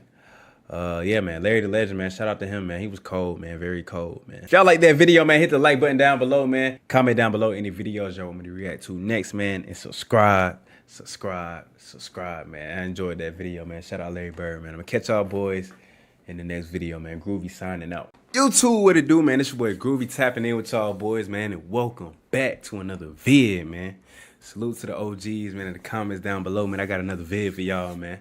So in today's video, we are reacting to the best Larry Bird versus Michael Jordan story ever told. Now, word on the street is Michael Jordan could never beat Larry Bird in the playoffs. Now, coming from a young bull, that's interesting because everybody got Michael Jordan as #1. So how come Michael Jordan could never beat Larry Bird? You feel me? It don't make sense. But I have did some research and I have been reading the comments and watching other videos and doing my homework. I think it's because, y'all let me know if I'm wrong, but I think it's because Larry Bird was well established. When Jordan came into the league, he had a well established team. He had Kevin McHale, Robert Parrish. You know, his team was already established and already had that chemistry going. While Jordan, you know, he was just coming into the league. You know, he was a rookie, you know, first year, second year. I don't think he had Pippen yet. I don't think he had Rodman yet. You know what I'm saying, man? All those key pieces to those championship teams yet. And, you know, it was really just Jordan just, you know, trying to backpack and carry, you know, his way to a win and, you know, score as many points as he can. Basically, he ain't have no help, goddamn. You know, y'all get what I'm saying. But let me know in the comments if that's true or not. But I do want to hop into this because that's interesting. The fact that Jordan has never beat Larry Bird in the playoffs is an interesting fact. You know what I'm saying, man? So before we hop into this video, show you boys some love, man. Hit the like button, man. Comment down below, man, any video ideas y'all want me to react to next, man. And last but not least, man, subscribe, man. Y'all boy know what's going on, man. Sit back, relax, kick your feet up, man.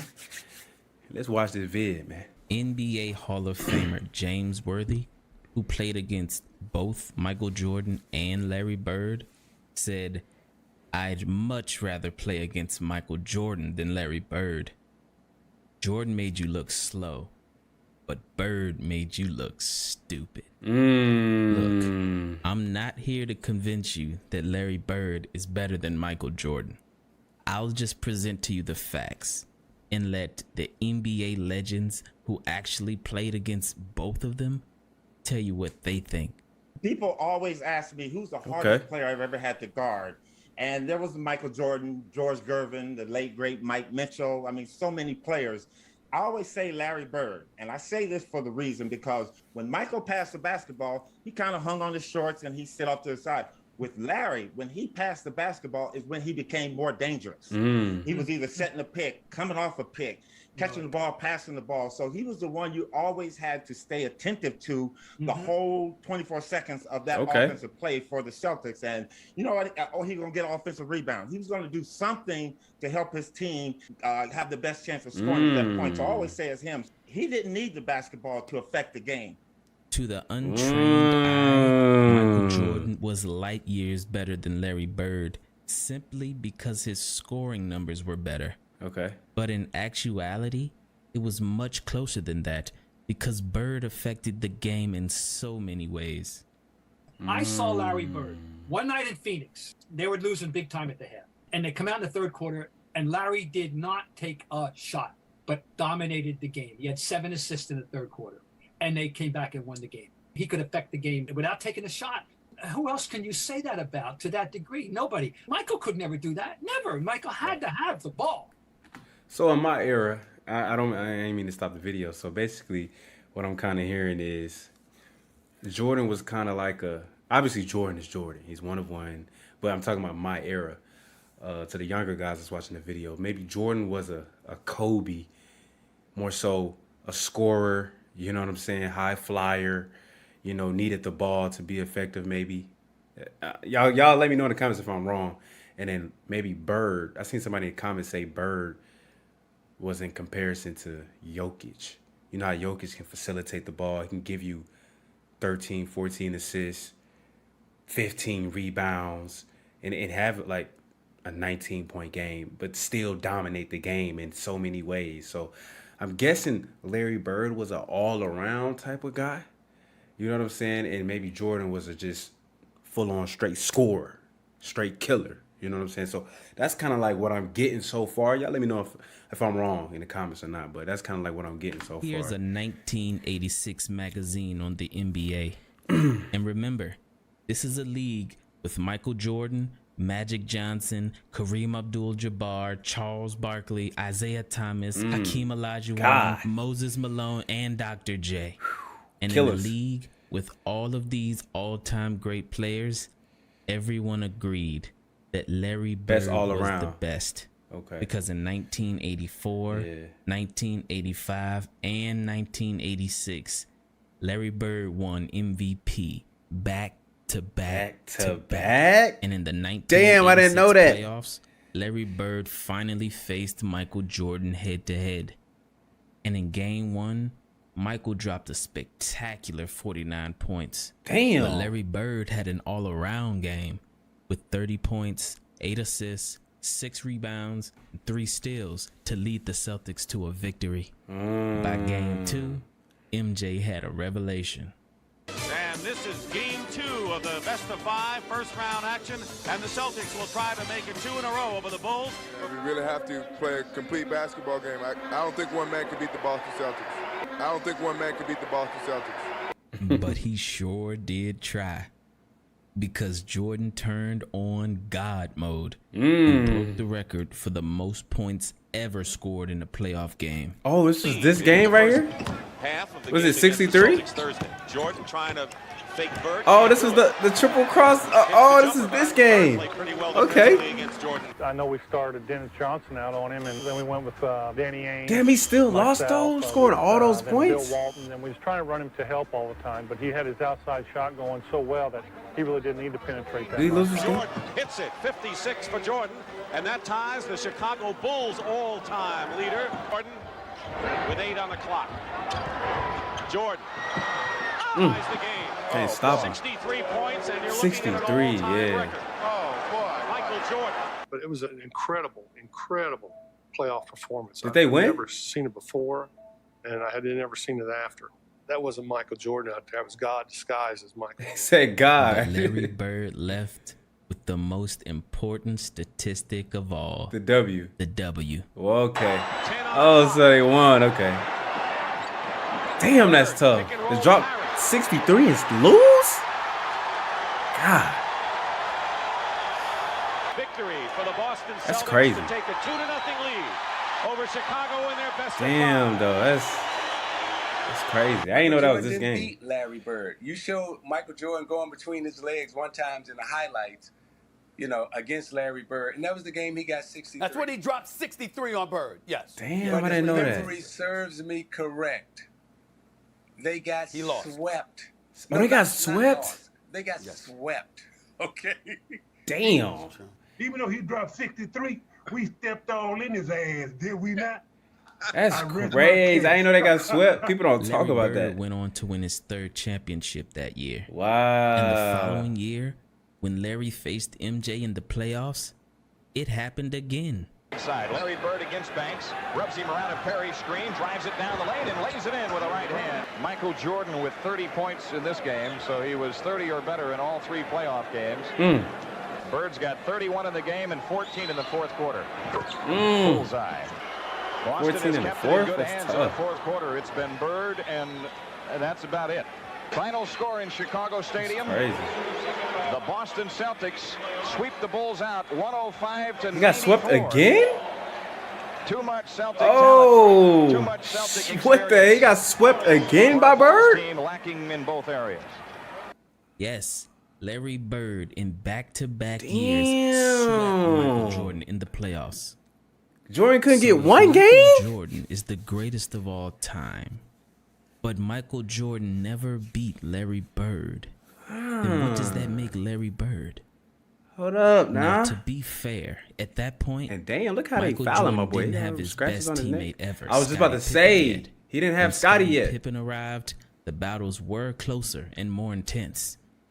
And later in the video, I'll let you see exactly what happened when Larry Bird faced a prime Michael Jordan and Scottie Pippen. Okay. Because That's Larry what I want to Bird see. did something so miraculously impressive. Okay, let's see. No other man in the history of basketball can say they've done. Ooh. But after Bird swept Jordan back-to-back years in the playoffs, that very next year in 1988, Michael Jordan had statistically the best season ever, where he won the scoring title at 35 points per game, Damn. the steals title, the Damn. MVP, Damn. the defensive player of the year, Damn. the All-Star game MVP, Damn. and the dunk title? What the hell? Damn. What the hell am I looking at? Bro, he won the MVP, scoring title, All-Star Game MVP, the Defensive Player of the Year, the steal title, and the Slam Dunk Champion all in one season. He goated. He's the GOAT. Bro, this will never happen in NBA history ever again. What the hell?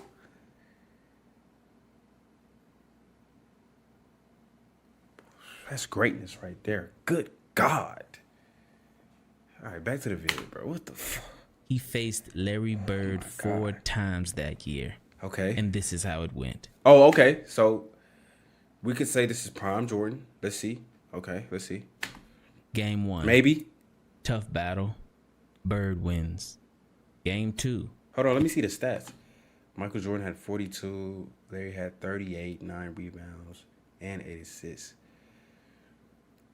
Pretty even game. Larry won. Okay. Tough battle. Bird wins. Game 2. MJ. Damn. MJ had 55 and 9 and 5 steals. Larry had 19, 10, 6, 2 steals. Obviously, Michael had the better game. Okay, he won. He has a historic 50-point game to win by 10. Game 3. Larry's revenge. After that Let's previous see. loss, I'm sure Larry Bird had that rematch circled on his calendar. Let's see. Because he ended 33, 7, and 8. Jordan had 26, 4, and 7. Bird had a better game, and he took the dub. Damn, by 30? Up with 33, 8, and 7, and blew MJ out by 30 points. Game 4. MJ had an impressive performance. Okay. 39, 3, 8, 2 steals, 1 block. Damn, he dropped 44, 10, and 3? Okay, Bird, and he took the dub? With 39 points and 8 assists. But Larry Legend had 44 points and 10 rebounds. But most importantly, a win versus Michael Jordan in his statistically best season ever. And though Michael Jordan didn't face Bird again that year in the playoffs, Jordan did face Isaiah Thomas and the Detroit Pistons. And I'll let Isaiah Thomas tell you exactly how he recalls that year and the rest of the 80s. So Michael Jordan in the 80s, the best year that he had was he was the MVP of the league and the defensive player of the year. I believe that was in 88. Yes. We 88. beat them 4-1. I'm going to say that again. 4-1. They won one May I game. respond? And he never beat Larry Bird. He never beat Magic and Kareem. He never won. And all I'm saying is in the 80s, what I remember in the 80s, it was Philadelphia with Dr. J, Magic, Kareem, Bird, Michael Jordan. He was a non-factor. A non-factor. Is this your GOAT? But after Isaiah Thomas swept MJ, he did go on to beat Larry Bird in 6 games. And many people touted the Detroit defense for holding Larry Bird to under 20 points per game. But what Bad Boy don't include in that Pistons? story is that Larry Bird was noticeably injured with painful bone spurs in both feet. I was about to say. So only because of injuries. For the first time in 5 seasons, Larry Bird would not make the NBA Finals. I was about to say. Starting the following year, Larry Bird had season-ending surgery on both feet after playing only 6 games. But sadly, it only got worse. He never been the that same? Following offseason, Larry Bird broke his back and was never the same again. But even as Larry Bird's entire body betrayed him, for some reason, he always played well against Michael Jordan. Almost like he had a personal vendetta against Jordan. And I think I know why. When Michael Jordan was in college, he actually played an exhibition game against Larry Bird. Jordan and a bunch of college players, while preparing for the 1984 Olympics, faced Larry Bird and a bunch of NBA stars.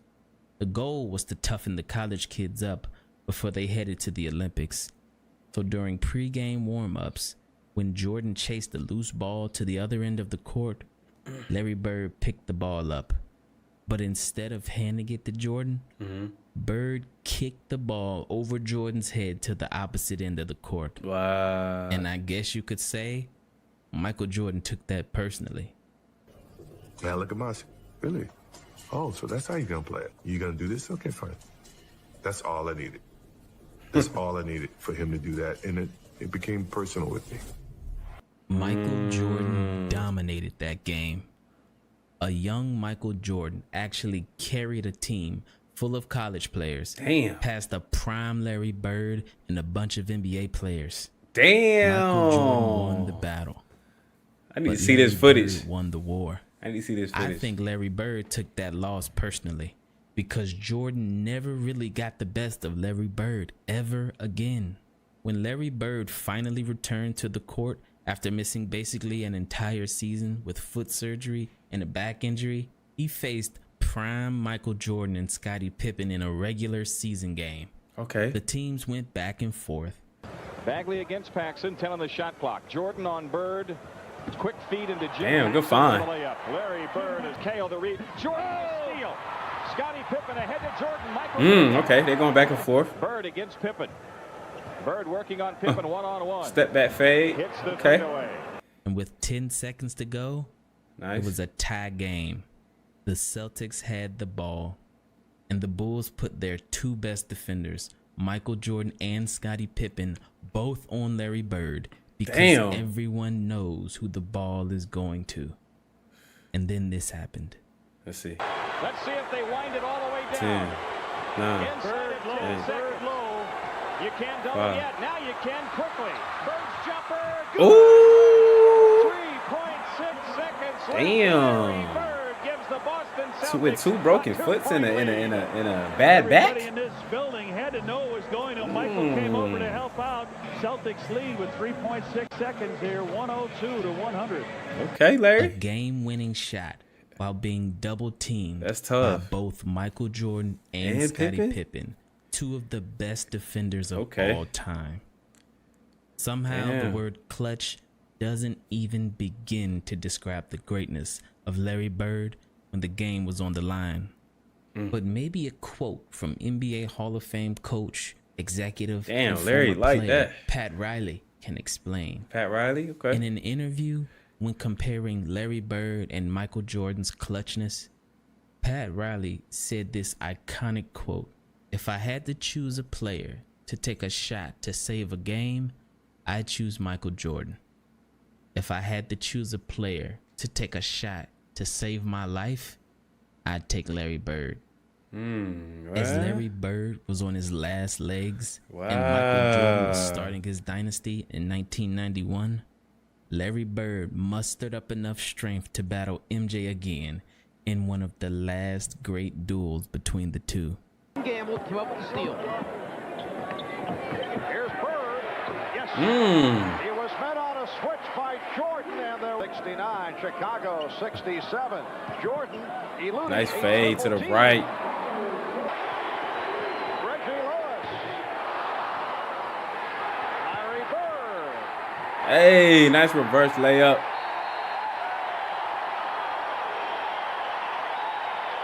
This battle between 2 all-time greats came down to the wire. Damn it. The games always come down to the wire. It was a tie game with 0.4 11 rebounds, 8 seconds on the assists. clock, and the Chicago Bulls had the ball. Okay. Pippen. Now will look to throw in. 0.4 of a second. And Some Jordan. With the flame. Yes. Oh! Waved off. Will not count. Mike Mathis said He made that? What the hell?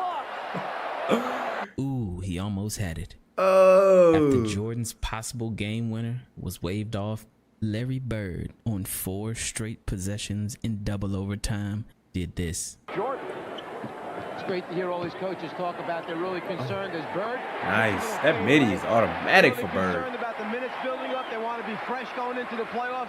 Get down on that low post. Bird. Yes. My God. No dribbles. Just pull up in your face. Come here. Dribble. Get him off his feet. And 1. Stand on your feet, Horace Grant. Come here. Ooh. Show me some. Pull up. That mid-range is crazy. The crowd couldn't help but chant the name of the greatest player of all time. Shook his head and said, The greatest player of all time?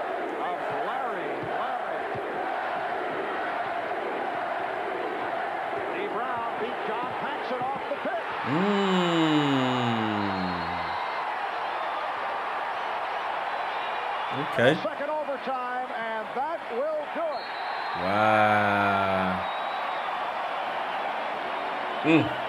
Jordan just had it. He almost had it. That was a tough shot that Jordan hit, but Bird was killing, man, down the stretch. 35-1, 32 in a wild one.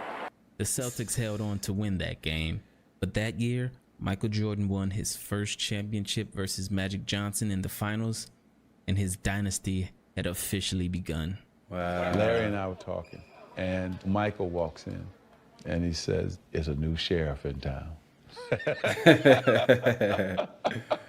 And we both hit each other like, well, he's not lying. Larry Bird retired after that next season, but not before he took the court with Michael Jordan one last time. Except this time, it would be on the same team in what many would call the greatest team ever assembled, the 1992 Dream Team. And rebounded by Jordan. Perez may have realized that may be his best opportunity to get an open look in transition. And Patrick with the pass that misfired. Jordan with the behind-the-back save. Here's Bird. Yes. That's tough. And you just knew that Larry Bird was not going to miss that shot after the great save by Michael Jordan. Larry, I hear that you're retiring. Thank goodness. I'm glad. I'm tired of seeing your face. Well, a lot of sad memories to me, but I enjoyed you tremendously. I wish you a lot of luck, and I think you had a very wonderful career, even though you probably ruined a lot of my successful games against the Boston Celtics. That's crazy. And I see you somewhere along the road, somewhere playing golf. Even though he dropped 63, we stepped all in his ass, did we not? That's crazy. I rest my case. Hey, man, I like that little video right there. That was a very interesting video, man. I did not know Larry Bird dominated the Chicago Bulls like that, man. I didn't know that. I didn't know he handed Jordan that many L's, you know what I'm saying? But obviously, like I said earlier in the intro, Larry Bird and his team and his squad was already established. And Jordan was just coming onto the scene, you know what I'm saying? So, you know, Jordan was holding his own. He was trying to carry, you know what I'm saying? He dropped a 63-point game, still took an L. Dropped a, a 50-point game, still took an L, you know. But, you know, you still do got to give Larry Bird his props, though, man. He was dropping 40-point games with 11 rebounds and 8 assists. Like, I'm talking about, like, crazy numbers, all-around numbers. 3-4 steals, 2-3 blocks, like. Larry Bird definitely had the IQ, man. Salute to Larry, man. He was definitely a dog, bro. He was putting up numbers. He was leading his teams to championships. He was winning MVPs, man, and he was killing Jordan. I ain't gonna lie, he was killing Jordan for sure. But as soon as Bird left, y'all know what happened. You know, a new sheriff came in town. Jordan, he was just dominating. You know what I'm saying, man? So y'all let me know in the comments, man, what y'all think. Who y'all think is the GOAT? You know what I'm saying? Bird or Jordan? You know, I still think it's Jordan. I think Bird had an upper hand on Jordan. You know, obviously with, you know, him having more experience and having a better team. If we're talking about some of the greats, I think Bird is definitely up there. He was tough. The IQ was there. The scoring ability was there. The rebounding, the playmaking. He played defense. You know, his shot was pure. The clutchness, you feel what I'm saying, man? Everything was there, man. So salute to Bird, man. I enjoyed that video. I learned a lot, you know. My basketball knowledge has increased a little bit more, you feel what I'm saying, man? So if y'all like this reaction, man, hit the like button, man. Show your boys some love, man. Comment down below any video ideas y'all want me to react to next. And last but not least, man, subscribe, man. Your boy Groovy, signing out, man. I go to the game on the early bus. I get there. They come out on the. They say, "Hey, Sean, you starting tonight against Larry." I was like, okay. He said, "Damn." You know, so the X-Man, he didn't play. He had a sore knee. But my point to you is this: Larry gave me 50 3/4. Damn. A 50-piece McNugget, Sean. Damn! In 3/4? YouTube, man, what going on, man? It's your boy Groovy tapping in with y'all boys, man, and welcome back to another video. Back with another video, man. In today's video, we are reacting to Larry's Bird. I said Larry's Bird. God damn.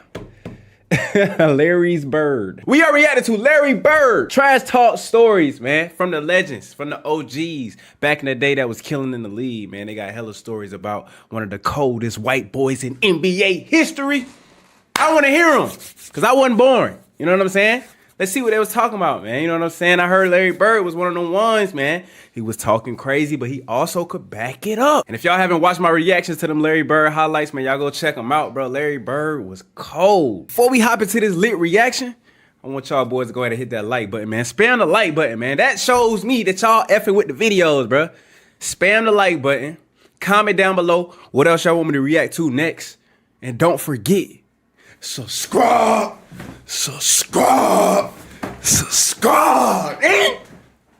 Let's hop into the vid, man. Larry Bird, LA Coat. 45 minutes of Larry Bird stories told by NBA legends, man. Let's go. Away with it. Up to Bird. Theus is back. Larry spins through a crowd for two.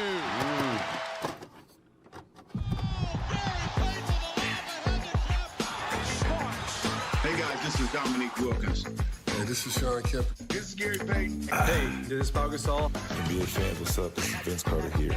Hey, what's up? This is Matt Barnes. If you're an old school NBA fan like I am, make sure you check And shout out to the old school NBA fans, man.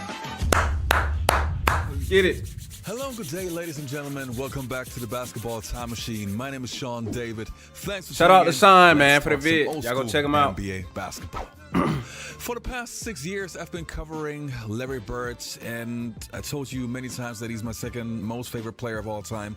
And I also had a couple of NBA legends explain Larry Bird's story videos. And I thought, there are so many classic stories that some of you guys probably never seen because I posted them like 4 years ago, but I also found some new clips. And I always wanted to have this extra large video about Larry. Simple fact, lying in bed, listening to the stories, just let your mind wander and listen to the greats speaking about the All right, greats. man, let's go.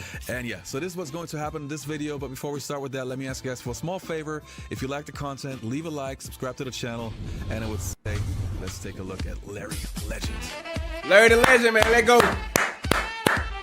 See what they got to say, man.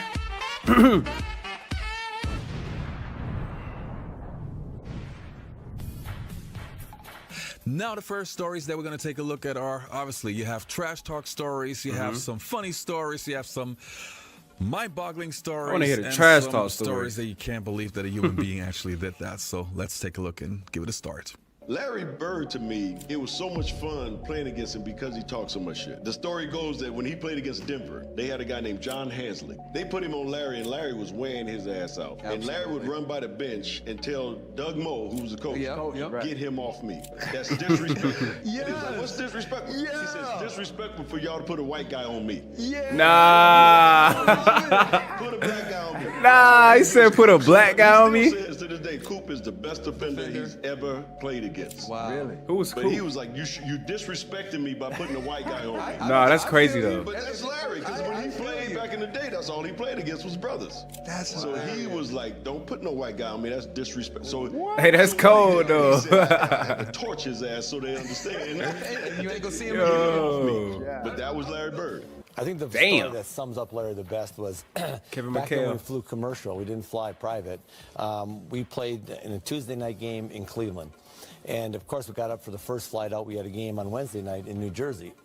Snowstorm hits Cleveland. We're at the airport at 7 in the morning. Flight's canceled at 7. It's canceled at 8. It's canceled at 9. It's canceled at 10. Canceled at 11, 12. We finally leave about 1:30 or 2 in the afternoon. We fly up to New Jersey. Now the storm has kind of moved into Jersey. And the bus driver says, well, I can't get to the hotel and to the arena. I can only go one place. Well, we had a game that night. We go to the arena. So we get to the arena, and I mean, we're dragging. And we're sitting around the locker room, and, and everybody's kind of, we're tired. And, and all of a sudden, the coach gives a little bit of a speech of, come on, man, guys, we're playing basketball. Let's get ready to go. And Larry stands up, and Larry says, a couple other few choice words, and he says, I don't know about you guys, but I'm going to take it out on their rear ends. So I was like, oh, all right, so let's go. So we go on the floor. Elbert King sitting there. And Larry walks up to Elbert King and goes, don't take this butt whooping personally. I've been eating hot dogs all day. And then Elbert King looks at him like, you've been eating hot dogs all day? What's that got to do with me? And we went out and just hammered him. I mean, we terrorized him. And that was Larry. There was no excuses. I mean, he just played. And I tell you, that was just his competitive nature. But a day when you fly all day and eat hot dogs in the airport, best thing was Elbert's look on his face like, what hot dogs got to do with me? Played Glizzy boys. The Lakers. That's crazy. The first year that the Celtics won the World Championship with him on the team, and he was ridiculous. He came on here. Remember, our sportscaster played the Superman theme when he was talking about him that night after the game, because he did everything: points, rebounds, assists, just steals, you name it. Larry has such a great mind for the game, and a great touch. I had a lot of respect for him as a competitor. I remember sitting on the bench watching That's Kevin tough coming from McHale Kareem. and Larry Bird. And Larry Bird did something. To me, I'm still marveled at this. And he got so many people. It was a timeout. And one of our teammates, Bart Kofold, had a camera. Right. He's taking pictures. So Larry Bird came over there and looked at our bench. And he said, 3-pointer. from right over here. So I'm sitting over there looking like that Babe Ruth calling your shot already, right? Yeah. So Isaiah, I'm sitting there looking. He looked down at the floor. Hell, everybody looked down at the floor. He like he threw something. And he hit a 3. Huh? And I remember Kevin kind of looking over at the bench like this is going to be a long night. One of the all-time What? heroes that we watched and cold. competed against, and brilliant basketball mind. But you remember the story when we for some reason we were in the layup line, and Reg and I, as the captains of the team, we had I don't remember what we had to go People back. are not gonna believe this. I don't remember what we had to go back and talk to Larry Bird about before the game. 20 seconds on the clock, we're getting layups. Reg and I jog off the court, go into the back. And what you take it from there? So Jack and I, we go back into the locker room and we're like, where's Coach? Where's Coach Bird? And they're like, oh, he's in his office. We go to his office. He's not in his office. We're like, the trainers are back there. We're like, he's like, hurry up. We got to get back out to the court. Like, where is he? And then, you know what? It even might have been, God rest his soul, Slick. Looks just like, go check the shower. So we head back to the shower because, we had to ask him this question, before we got out there. We go around the corner. Larry Legend sitting in a chair. He's got a pack of Newports. No. Just smoking away. Newports. Oh, what you guys need? We're like, we're good, Coach. Don't worry about it, right? We're good. We're good. He's like, all right, I'll see you guys out there in a few minutes. Look at Jack. Jack looks at me. He's like, is Larry in there smoking a Newport? Right? Nah. Like, this is Newport is crazy. Did y'all ever bring it up to him? No. And it's documented the worst first half that a starting backcourt has had. Oh my God! I couldn't make a shot. We were mentally gone. Our hero, what we just witnessed affected us. That's crazy. How we look at Larry Bird. Facts. Our eyes. And now he's smoking a played Newport. Against him. I patterned my game after Larry Legend. Being from Riverside, this is the mid 80s. Of course, it was Lakers, Boston. That was the rivalry. And you had to pick sides. So, we were Laker fans. But I patterned my game after Larry Bird. I wanted to know how he worked out, how he approached games, his trash talking, all that. Playing at the Garden, man. That's crazy, though. He's smoking a Newport. That's like LeBron smoking a Newport. He told me, young fella, let me tell you something. I can shoot a jumper anywhere I want to. And he said, you're supposed to be a great defender, right? He said, I'm going to make sure I tell you where I'm going to shoot the ball at. And I was like, man, come on now. You're not going to shoot the ball. And so he said, I'm going to take you over in that corner right there. You see it over there by my bench, right? And I'm going to give you something, and it's going to be this jumper. Right. And I said, shit, watch this. So all of a sudden, we playing, and I'm D'ing him up, and he slow-balled me. That's where I got the slow ball. Put your back to your back like this, and his back was bad during this time. So he went right to that corner, and I'm up on him, I'm under him, and he said, young fella, what did I tell you I was going to do? And he turned around, raised up. Mid-play? Looked around, it was all draws. Damn! I said, shit, I ain't going to mess with you no more. Mid-play is crazy. A couple of days with Magic Johnson, shooting the Capital One commercials. And every time I see him, I tell him thank you. Because Magic Johnson and Larry Bird are the two most important figures in NBA history. I agree. I don't know I don't know how this is gonna play with America, right? but let me just tell you what this dude told me one time, right? Now, all my line at one time it was Kelly Tripucka, Bill Laimbeer, Kim Benson. 3 white dudes. 2 of them I ain't never heard of. Okay. All right. So we walk out on the court, and he said, "Who guarded me?" So Larry used to always call me Cheesy, right? He's like, "Cheesy, who guarded me?" And I was like, you got Kelly, you got Lamb, I got Benson. He's like, You ain't got no brothers? Yeah. Hey, that's crazy. Like you? He's like you. Disrespecting me. Yo, that's crazy. You put a white boy on me, you disrespecting me. That's crazy coming from a white guy. That's crazy. That is straight disrespect. That is disrespectful, though. He was cursing under his breath. And I asked him, Larry, what's going on with you? Larry He says, cold, man. You guys are being disrespectful to me. And I says, what are you talking about? He says, you guys are putting a white guy on me. Bro, Disrespectful. bro, he do that to every team? I can't remember who it That's was. crazy. So he used to bust every white person ass in the league. It's disrespectful when y'all put a white guy on me. That's crazy, I'm sitting there bro. like, I'm laughing in the middle. It was my rookie season, my first game. Bro, I ain't gonna lie. My bad for pausing it. That's crazy, though. How a white guy is saying, look, bro, why y'all got this white guy on me, bro? I'm finna bust his ass, bro. Like, y'all disrespecting the hell out of me, bro. Put a black dude on me. Because I'm finna get this white dude buckets. And he said it to every team. It's like every player on every legend on every different team is saying the same thing. That's crazy, bro. Larry. What he said? That's crazy. That was the only thing. I can't even tell you what he said. Clean up the language. What? One of the things the first thing, I think really the only thing he said to me, I'm guarding him. My first play, he's coming down the court and I'm guarding him. He looks at me, he said, I don't know why they have you guarding me, Holmes. And he shoots the three. Now, dang, he hit him with the lingo too, Holmes. This son of a gun just called me Holmes. Holmes. Nah, he hit him with the black lingo. It was funny because after that, because they knew I was gonna keep coming, But that was the only time he ever talked trash to me. And then we had a lot of respect for each other over the years. And so I never forget that one thing, though, man. I'm like, I was so hot, Damn. I remember we was at the jump circle, and I go shake Larry Bird's hand. He put both hands behind his back. I'm like, you know what? Maybe he's just getting into the game. I'm trying to give him the benefit down. I was so mad, so I'm coming down the left side, and I go up the fast break, and he comes out, and I'm pumping it behind my head, and he jumped. I said, I got him. Boom. He sit down on the ground. I'm pointing like this. He said, hey, Rook. I'm like, what? He said, I like you. You got balls. But I'm still getting 40 on your ass.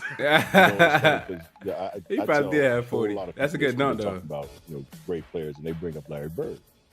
I said, listen, the dude couldn't jump, wasn't fast, but wasn't athletic. Mm-hmm.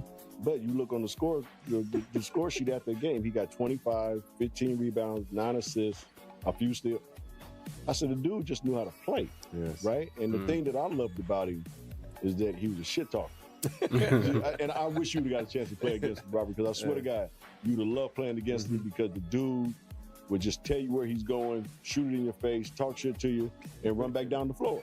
Yeah. And he was just one of those guys that, he just had it. You know what I mean? He had it, and I saw it in college, and obviously saw it a whole lot closer when we get a chance to play against the Celtics. He was the biggest trash talker back in the day. It's a birthday for a legend in the league. Larry Legend. 61 for Larry Bird. Yes. Who's got Larry Bird stories? Brad Daugherty told me this story when he was second year in the league and they were in the playoffs against the Celtics. Down one, Larry Bird catches the ball in the deep corner and he steps back shot is for pure, a three. bro. And before he takes the three, he's like, oh, wow, he's going for the win. He's not going for the tie. And so Brad Daugherty runs out, and he head fakes him. And as he head fakes him, now it's 3-2, he hits him on the butt with the ball, and then he shoots it at the buzzer. And the confidence that hit him on the butt. Wait, I ain't gonna lie. Is that his hair for real? Is that Kenny? Because I've always seen him ball. Is that his hair, or he got like a little costume, like some fake hair on his head? Because if that's crazy if that's his real hair. Y'all let me know in the comments. My bad, I just had to. Because he looked weird with hair, bro. He looked weird as hell. He flew by him trying to block a shot. I'm like, there's no more confidence. I wasn't around long because he was hurt when I was playing that first year or second year. But I just remember one quick thing. We were playing against him, and I think I stole the ball from him. And I just remember him turning around saying, you little piece of Oh! Like, to me, that was Larry Bird. And I was so happy because I'm like, that Larry Bird told me you're a little piece of Oh, he acknowledged them. The respect. Okay. Because I idolized Larry Bird. I call me a piece of That's funny. You do a very good job at editing yourself on that. Nah, that's funny. Larry Bird. Oh shit, that's the main shit. He's like your Magic, your Kareem, you know, that once in a lifetime player, franchise changing player. That's the category that Larry was in. And not to mention, I like the way he led us as a team. He wasn't in your face, you know, that talking trash to you. He led by example. No matter how poorly you was playing, Coop, he never got on you. Only thing he would say to you, you know, try to pick it up if you can. You know, you had one of them nights, things just not going your way. He always spoke. That's a good leader right there. That's a good leader. Trying to put players down. Yeah. I always respected that about him. That's respect. You know, come into this because I heard he was good at this. Biggest and best trash talker. I don't think anybody talks shit to you. But Scotty, who would you like? Who are the ones that, whether they were good at it or not, like who are the ones that were just giving Gabber the whole time? I mean, Gary Payton talked a lot. But in my era, probably Larry Bird. You know, he would talk trash and do something tricky. The question we ask everybody who come on the show is, when you first made it to the NBA, who was the first person to bust your ass? Man, I'm gonna keep this real with y'all, man. My ass got busted real early, man. I came into the league, man. I was 19. Pause. You know how some of them vets, man, they play you to the T, man. I got played down in Boston one night. We was playing Boston Celtics. So the great Larry Bird, I didn't really know much about it. You know, I'm from Indiana. Larry's from Indiana. I knew about the history of Larry, but I didn't realize how he really got down. Okay, Sean. When we got to Boston that morning, I knew something wasn't right. I saw an X-Man. He was limping around the court a little bit like he was sore. I figured he'd be all right, you know. Xavier McDaniel. I figured he'd be all right by that time. I go to the game on the early bus. I get there. They come out on the court. They say, "Hey, Sean, you starting tonight against Larry." And I was like, okay. He said, "Damn." You know, so the X-Man, he didn't play. He had a sore knee. But my point to you is this: Larry gave me 50 3/4. Damn. A 50-piece McNugget, Sean? Damn! In 3/4? No, that's crazy. What the hell? He was hitting everything. He talked to me the whole entire game. Talk to you too? Well, first of all, he asked me at the jump ball. He said, "You the cat that broke all my records in high school, right?" And I was like, "Yeah, that's me." He goes, "Yeah, you're the one that used to dunk my brother too, right?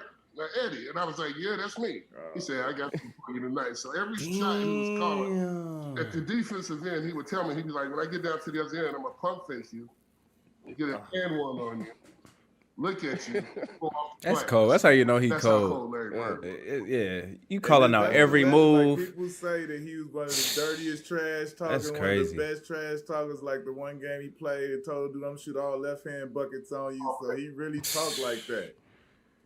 So, being from the streets, man, I was to the point of like, look, I'm going to foul him so hard that he's basically going to take his will. He started shooting the ball with his left hand, man. I was trying to foul his right hand. He was shooting with his left hand, banking it off on me, looking at me, still slapping me on my butt and everything. Man, tell me Nigga, Larry cold, bro. 50 and 3/4. Damn. He didn't hit you on the butt. Now I got the fight. Coach, get me out the game. And then Larry, he actually invited me to his house that summer after the game, man. He told me, he said, "That's the best defense I've seen so far, the best effort." I get Because you still I gave compete. 50 and 3/4, but that was the best effort I've seen in a long time. That's crazy. You know, you come to the house and shoot around with me, there's something I show you how to shoot the ball, young fella. Larry. That's crazy. You know, I think the sport, and compared to today, there was trash talkings back then, but it was done in a kind of nicer way. I remember my rookie year, but I didn't guard him, Larry Bird. We played him in the Boston Garden, and I was in the paint, and somehow the ball was swung around, and Larry had caught it, and I was running out to Larry Bird, and you know his famous motion, he just kind of shot it. As I was running out, he said, "Too late, rookie." You know, too late, rookie. And obviously, it went down, That's and tough. I just shook my head and ran down to him. That was like your introduction That was my to the intro league, to the huh? league. It's like, welcome, rookie. You know who I am, Larry Legend. That's who I am. Disrespect, this ain't nothing bad. So I said, let me see what he can do. But Larry's had something that most white boys don't have. Just say that. Just keep it real. Man. Larry was different now. Larry was different now. He had a little bit of nigga. Yeah, he was different now. Nah, he said he had a little bit of nigga. No, for real though. He can play, man. He turned it out. We played on a team in college in a tournament together. This is the first time I ever sat on the bench. Him and I were on the bench. And we was like, the guys in front of us wasn't better than us, but Kentucky head coach was coaching the team, so he started 3 guys from Kentucky. So we said, okay. But when we got in the game, we turned it out. But I saw this dude eat Jack Givens up. He was player of the year that year. Kentucky, right? Yes, from Kentucky. And Larry Bird was just slicing and dicing him. And I said, oh, I called home. I said, it's true about this boy. I was calling everybody, this dude can play. I always thought of myself as a very, very confident player. Yeah. But Bird especially, and I mean, had a whole nother level of confidence than I ever was able to accomplish and achieve. But he just gave you so much confidence. Like you could depend on him. You could just see like his confidence, and like he just like added to everybody else's confidence. How was it when you first met him? Like, what was that interaction like, and getting to know him? He was great. I mean, he was a worker. We played a lot of one-on-one, full court, like half court, full court basketball, just, in practice every day. I got to know Larry really well, but he was a great worker, a great teammate. He told me, like, when he didn't think I was taking a good shot, I tell people all the time, when they start complaining, the coach doesn't believe in me, or my star player on our team doesn't believe in me, I go, bro, when I played with Bird, he'd pass it, he'd get double teamed, he'd throw me the ball, but if I miss 3, I'm not coming back to me. Right up. You got to earn those shots. You do. You got to earn the respect of your coach and your star players all the time. You got to earn that respect. Every game you got to be reliable and dependable. For sure. And that was what I loved about Bird. Everybody talk about how Bird, his trash talking is legendary. As his teammate, like, what was it like the first time you saw, or can you give a story, him telling somebody, I'm about to come off this screen? Because we didn't have Worthy on here, and Worthy like, yo, he said, I'm about to do this, that, then he come right off and do it. Well, I mean, Larry was a quiet guy, and he wasn't like a loud and obnoxious personality, but he had a great sense of humor, and he was a character. And most of the time, his trash talking, it seemed like it was for motivation. It wasn't like he was just always trash talking to everybody. It was spotty, but when he did it, it was big. Right. Is Xavier McDaniel's story where, I'm going to shoot it fake here, shoot it there. And they did exactly, and it had nothing to do with the play call. Right. Like our coach would call timeout, and we're going to do this, and like we walk on the court, and Bird just looks at me and goes, "No, give me the ball." That's crazy. He does, but he told McDaniel he was going to. He call out coach plays. Nah, bro. I'm finna do something. We're trying to exploit a matchup. McHale's having an amazing game. It's crazy against Milwaukee. I remember in Milwaukee, and so we're running a post up for him against Marcus Johnson. And so I set a cross screen for McHale, comes in the post. I come off a down screen, and I look up and I go, he ain't passing the ball. He's just holding the ball, like looking at McHale in the post like this, and then boom, just shoots a 3 and makes it. But, he just really wanted to motivate himself. But the most uncharacteristic one was he didn't usually trash talk to like Magic, Dr. J, guys like that. He just, he had so much respect for them. But I remember the big fight between him and Dr. J, where Moses and we're holding him back, and Dr. J was swinging. It was like so uncharacteristic of Dr. J. As you guys know, Dr. J, Right. I mean, he's the nicest guy in the world. Definitely. But Larry had scored like 35 on him like halfway through the third quarter and was just jogging back down the court and said, "Man, you need to retire." Ooh. And it was just like Dr. J lost his mind, and like and that's where that story had started. Biggest trash talkers that you'll ever see in your life. Okay, that's what I want to hear about. Trash on the court than anybody. He'll tell you where he's going. He'll tell you when he catches. There's nothing you can do about it. He was, and it was great trash talking because it wasn't vulgar. I mean, he wasn't, pounding his chest. You can just be standing next to him. I would jump out and try to block a shot on rotation, and he'd say, Scott, you're not getting that. Why are you even jumping? Calm, subtle, like trash talk. Can you guys, starting with you, Paul, think of players that you didn't like growing up? Or even teams. This is very Does it have to be basketball? It could be any sport. It could be boxing. It could be baseball. I was a avid basketball fan, and growing up in Los Angeles, Inglewood, down the street from the Forum, I couldn't stand the Celtics. That is crazy, right? I hated the Celtics so much. Celtic legend. You understand the rivalry? I hated Larry Bird. I hated just everything about the Celtics. So it's real ironic that I get drafted by the Celtics. Going to be up there with all the great Celtics. Larry Bird is probably one of the most important players that ever played in this franchise. And just to be up there, have your name up there with him is a great honor. To me, even until today, one of my favorite stories is the left-handed story. I'm pretty sure most of you guys know that story, but this to me is the perfect example of what 80s and 90s NBA basketball was all about. That cockiness, but always backing it up, I remember when I still used to play, it was always so funny when you had guys who were trash talking but could not back it up, and it was like, why are you even talking? But to hear the stories, and you hear those stories from like every player on the planet that played against Larry Bird, that he was always able to back it up, and that just shows what a sensational player he was. Right. Let's take a look. Changed by the coach. He's installed Jerome Kersey in the starting lineup. Well, he's put a tiger in the tank. He feels that Jerome Kersey is going to give him some aggressiveness, particularly against Larry Bird. Jerome Kersey's guarding Larry. And I think his first 8 or 10 points were left-handed. And at that point, McHale was still coming off the bench. And so Larry scores his sixth point. Float with the left? On a left-handed shot. Bird against Kersey.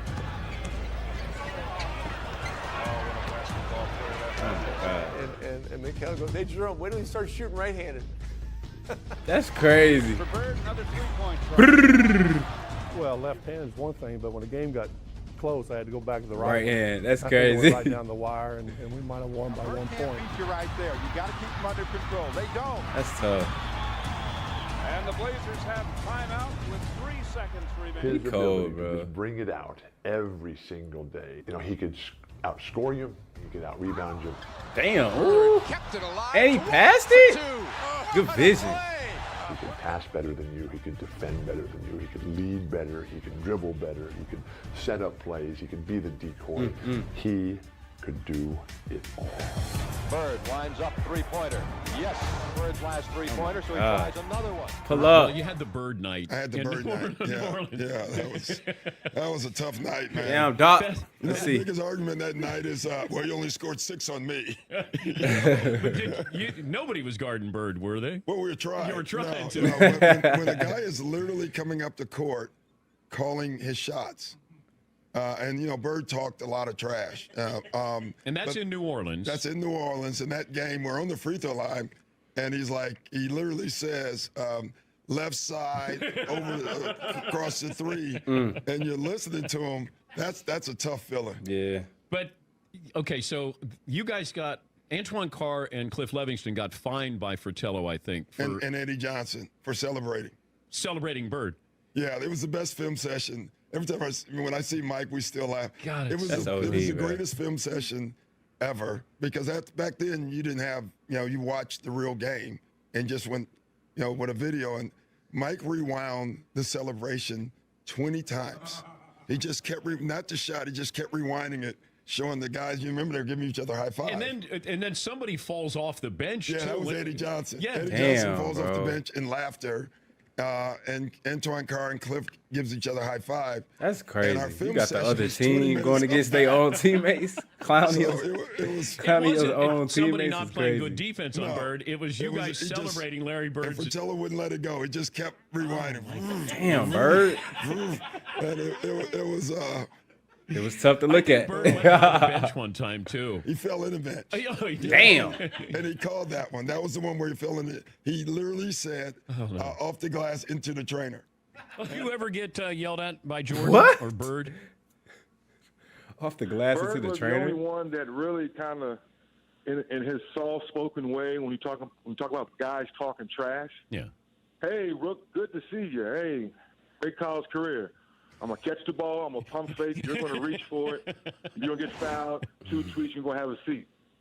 Lo and behold, Dan, he catches the ball. He pump fakes. I go for it. I reach. First foul. I come down court. Scott Skiles kicks me the ball. I shoot a 3 in your face, Larry Legend. Yes, I'm feeling good, Dan. He catches the ball again, catches it. My dumb self reaches for it again. Tweet, go To the have a bench. seat. I see second To the quarter, bench. He said, I see you second quarter. Speaking of shooting Yo, threes, it's Coach, crazy. we had a poll question on here. Just to let you know, I Damn. had nothing to do with this poll question. I'm going to let one of the Danettes, McLovin, ask you this question because he's been dying to ask you this. Okay, if you had to bet a week's pay, who would win a three-point shooting contest, Larry Bird or Reggie Miller? Now? No. In their prime. Look, by the way, you won, just to let you know. You won this. Here's how I'll put it, Reggie. If you was my teammate in the pros, I would win hands down. But since I had the great opportunity to coach you, I'd say you win. Oh, okay. Look, I'm just letting you know. I picked you. It was a dead tie, 2-2. I was the tiebreaker, no question. You at the three-point competition, walking in the locker room. Who's playing? Did you really say that? Who's playing for second? Yeah, I did. That's crazy. Because I didn't realize there's so much tension on it. You know, I'm out there every day in front of these fans. And Who were some of the guys? Who were some of the guys in the competition at that time when you walked in? Who was in that field? You know, Come on, Coach. You know. No, I don't really remember. Dell Ellis. Yeah, Dell. What's Hodges. the kid that's Yeah, Hodges. John Thunvold. Yeah, the kid that's refereeing now. The one that always. Lester. Leon Wood. Leon Wood. Leon Wood never crossed the three-point line. All he did was he always shot threes. So I thought he might be the competition. And because I seen him shoot before games, you know, he'd knock him down. So when I walked in there, he's sitting there, and I said, boy, them red, white, and blue balls are so slippery, I can't hold on to them. And the next time I came, I said, okay, now they're down to the nitty-gritty. Who's coming in second? 'Cause you already know who's going to win this. And I got lucky because I almost got beat in the first round. But what was the reaction after you said that? Like, oh, that's just Larry Legend, or did it get dead silence in there? It was silent. My favorite trash talking by Larry, and Kevin was a pretty good trash talker too, but Larry was when they trash talk coaches, like when they trash talk Hubie Brown. And you know, they're sitting there playing in Madison Square Garden, and he's just going like taking the ball out of bounds in front of their bench, so the whole bench can hear him, right? And go like, Hubie, this all you got for me tonight? Like, you got no one else that can guard me? This is getting ridiculous, you know. And then Hubie would put in like Johnny Newman would be running in the game. He goes, wait, are you serious? That's the guy you're putting on me?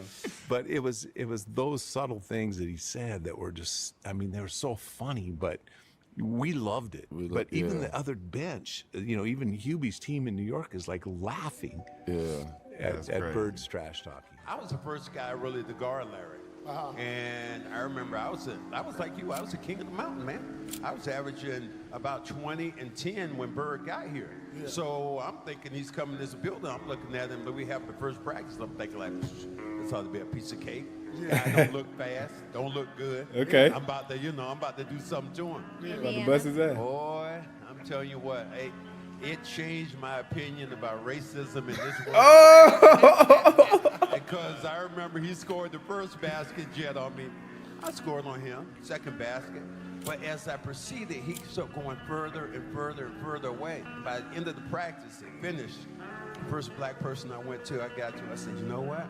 That fucking white guy can play down there. Favorite Larry Bird story. I don't tell Larry Bird stories. That's crazy. Did you tell Michael Jordan Larry stories? Bird. Larry is such a unique personality. I don't have necessarily stories on him. What challenges me is I marvel at people who think the guy is a hick. Larry is one of the smartest, pragmatic people I know. And my mother, God rest her soul, was very bright. Coach Knight and Bill Russell are probably the two brightest people that I know. Larry is maybe right under that in that category.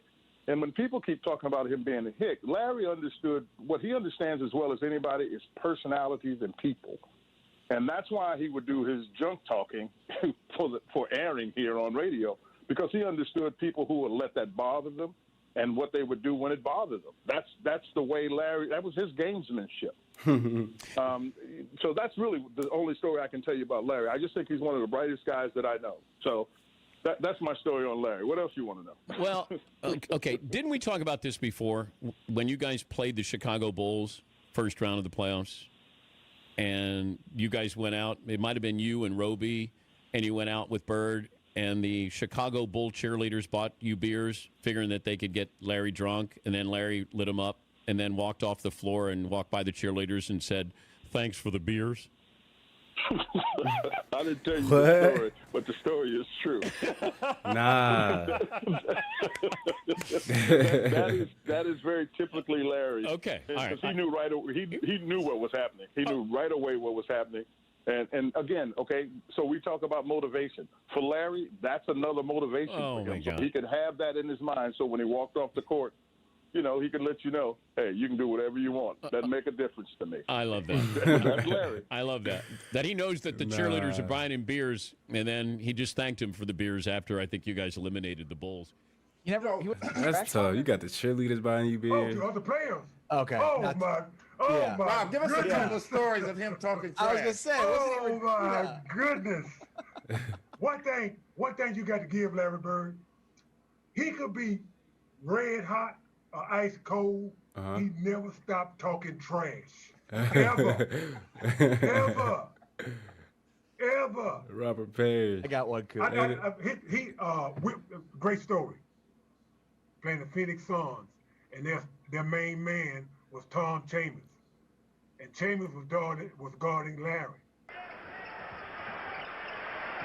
At the left.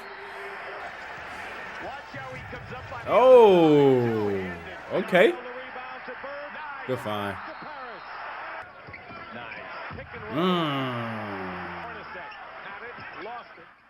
And so in the jump ball circle, Larry walked through myself and Chambers, and then came back and told Chambers, I know you guarding me, and I want you to know something.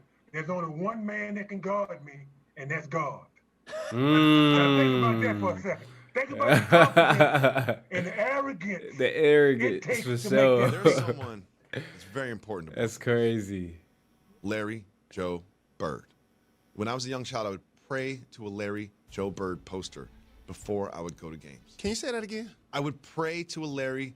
It was the Legend poster. You know the poster Legend? Of course. And he's got the basketball, and he's just standing there, not an action Damn, he shot. was worshiping I would him. pray to it. I would say, Larry, let me get some buckets tonight. That's crazy. And then I would leave the house.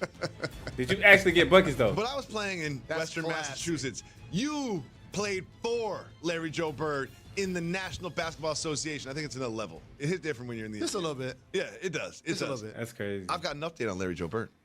An artist named Muck Rock wanted to do a tribute to Larry Bird in Fountain Square in Indianapolis. I like that name, Muck Rock. So they made a mural. Problem is, they tatted up Larry.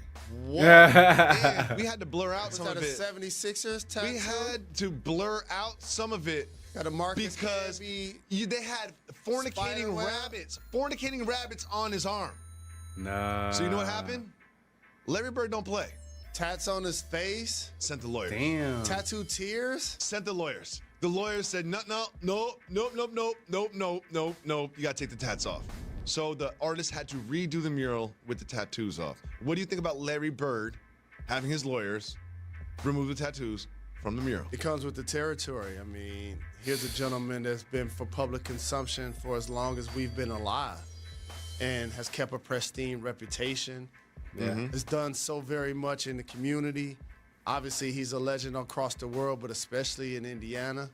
And so when you see that, it's a mix of culture and playing for Larry, following Larry while he was in the league.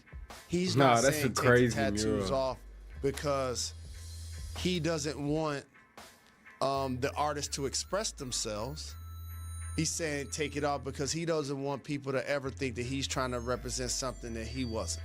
Okay. That makes And sense. so, Yeah, that makes in sense. being around him long enough, I'm pretty sure that when he saw it, he was like, all right, that's probably not the representation that I want to have out there. Jalen, I love Larry so much. I will never, ever, ever tire of hearing Larry Bird stories. When you were playing for him, did he ever yell at you? Yeah. What would he say? Get back, Jalen, get on D. Oh, he expected you to play defense? Help, Jalen. It seemed like they only heard my name was on defense. Oh, he didn't call my name at all. On defense, I heard my name a lot. Did he ever give you a compliment? No, but in all honesty, like the B1000, Okay. Larry was the guy that helped validate me. My career needed to be refreshed. It needed to be remixed. I played 2 years in Denver. First year, fortunately, I broke their rookie assist record. Second year, we made it to the playoffs. That offseason, I got traded. Third year, Indiana, Larry Brown gave me 15 DNPs. And he's a Hall of Fame coach that left. So now it's do or die for me as a young player. When Larry Bird talks to the media, was like, I'm going to turn Jalen into the player that's going to live up to his potential. Yep. I cut that out and put that on the refrigerator, bro. I'm like, I'm about to own it.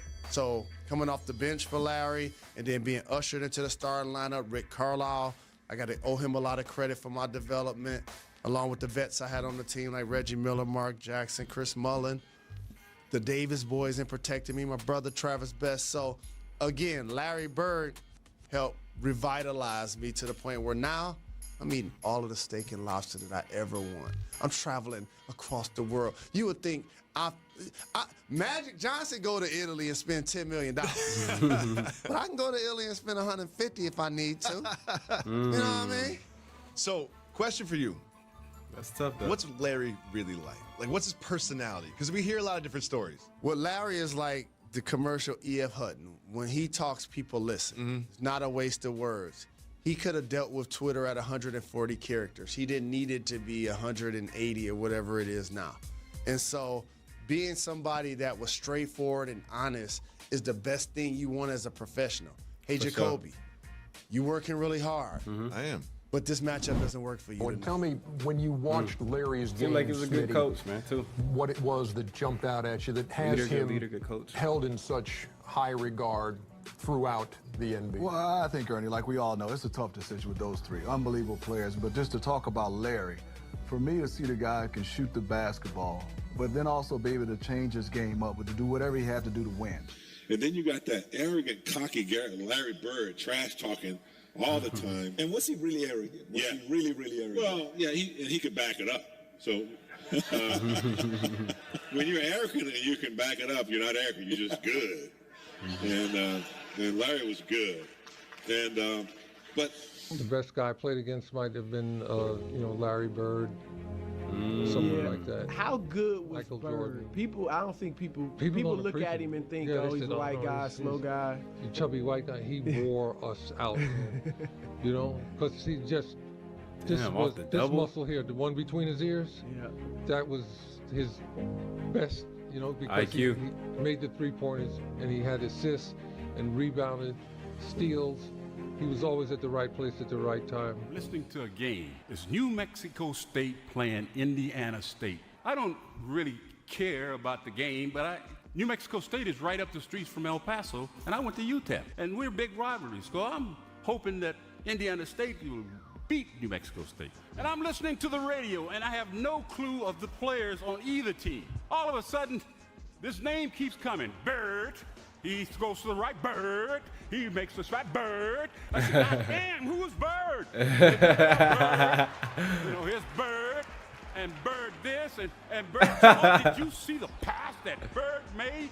I I can't see it, but Exactly. I'm just trying to imagine it. Who is When it? the time I got to the end, I said, damn, that brother can play. Yeah, you didn't even see him. I got the newspaper the next morning and saw Larry's picture. I said, damn. He's a white guy? One of the greatest players in Yeah, our generation. that's crazy. You know, Larry Legend, Larry Bird. Bird. Says every time anybody talks to him about, you know, guys that guarded him back in the 80s, who was the best, he doesn't even hesitate to say Michael Cooper was the best defensive player that he ever played against. Okay, Michael Cooper. What do you think about that coming from a guy like Larry? Of all the accolades that you could win or awards or anything like that, that's probably the one that I cherish the most. But what I always tell people about that is you guys, you, Magic, Worthy, Kareem, I was only as good as you guys were giving me my help. Larry got by me several times, but you were always there, B. Scott. Magic was always there. So it was like me and you tag teaming on these great scores. The job that I did wouldn't have been great without you guys, my teammates. You know, to me, Love you, teammate. it's just super, super sad that because of the fact that I was born in the early 80s, I only got to see Larry play like 1 or 2 seasons when his back was broken, and he was still a very effective player in basketball IQ off the charts, but obviously some of the physical attributes that he had were gone. And just to imagine that I could have seen him play for real, maybe be in the Boston Garden and all those kind of things, it makes me so sad, you know? Obviously, I'm grateful that I still had the VHS tapes and I was able to see reruns of certain games, but to see him in the Boston Garden, I mean, every one of you who had the chance, I am so jealous. I am so jealous because even until today, when you have players or journalists saying that, for example, Luka Doncic, who's a great player, don't get me wrong, comparing him to Larry Bird, but to me, I could seriously, literally see genius, basketball genius in this man. And for me personally, for example, it's super hard because my only outlets speaking about those things is my YouTube channel. I unfortunately don't have too many people around in my area or in my network that actually go that deep and go that way back into 80s, 90s basketball. But yeah, just the thought of being there.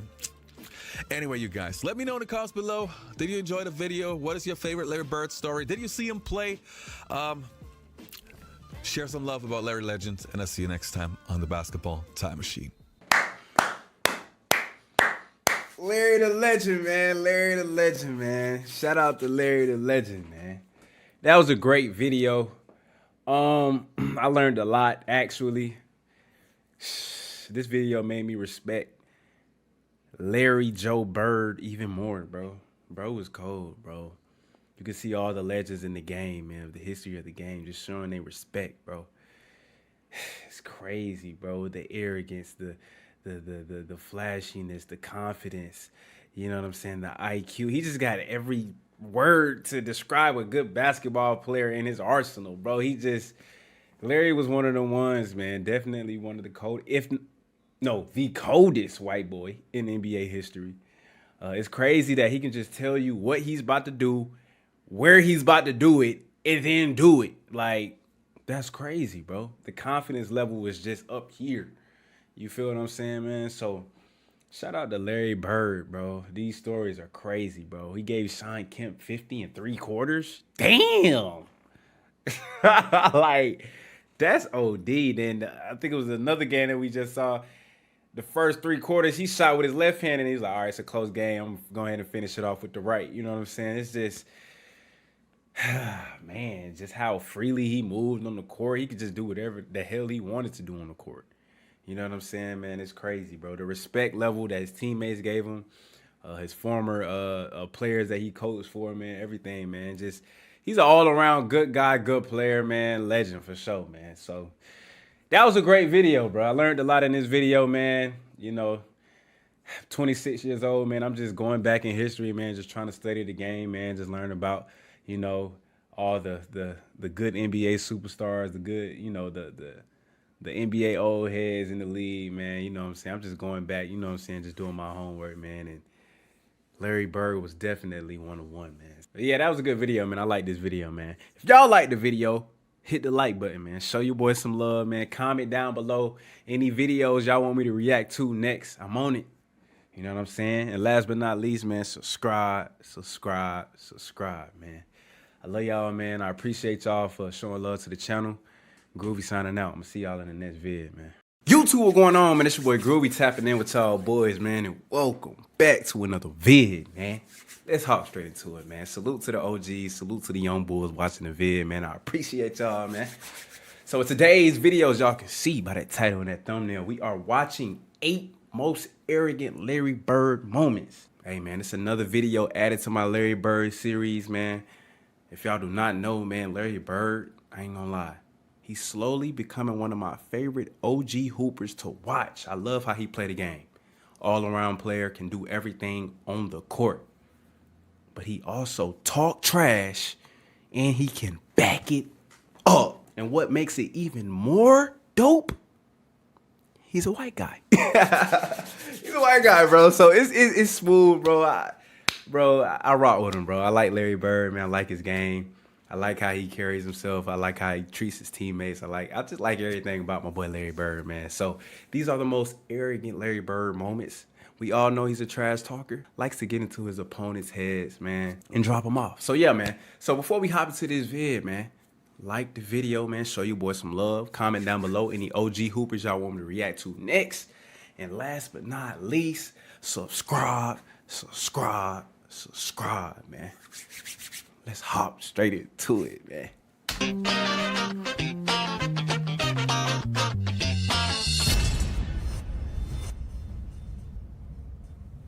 Let's get it. Hey, what's up, you guys? Welcome back to the show. I'm Sean David, and as always, thanks for tuning in. If you talk to NBA legends about the best trash talkers who ever played in the NBA, you can be pretty certain that Larry Bird's name gets mentioned quite a few times. The crazy thing was, that guy was not only super confident, but sometimes even arrogant.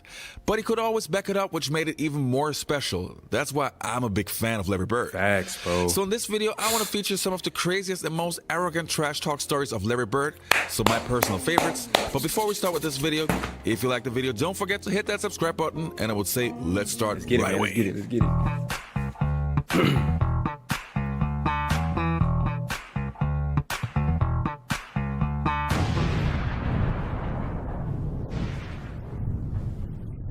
So, number 1, super cold Larry Bird.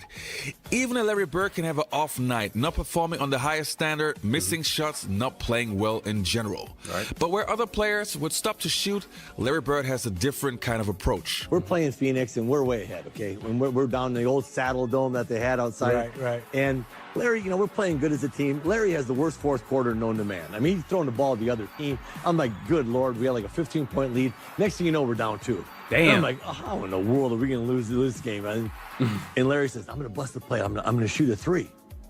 And I'm like, Birdie, it's just getting to overtime. I'm going with Robert. Right. Robert, we need to get into overtime, man. Try to get this ship right because we're sinking, man. Right. So, Larry not only tells me that, he walked by the bench and says, typical Birdie, just real slow, fixing to bust a 3 on your guys and go home. And so he breaks the play. Maxwell waits. Maxwell gets it to Bird.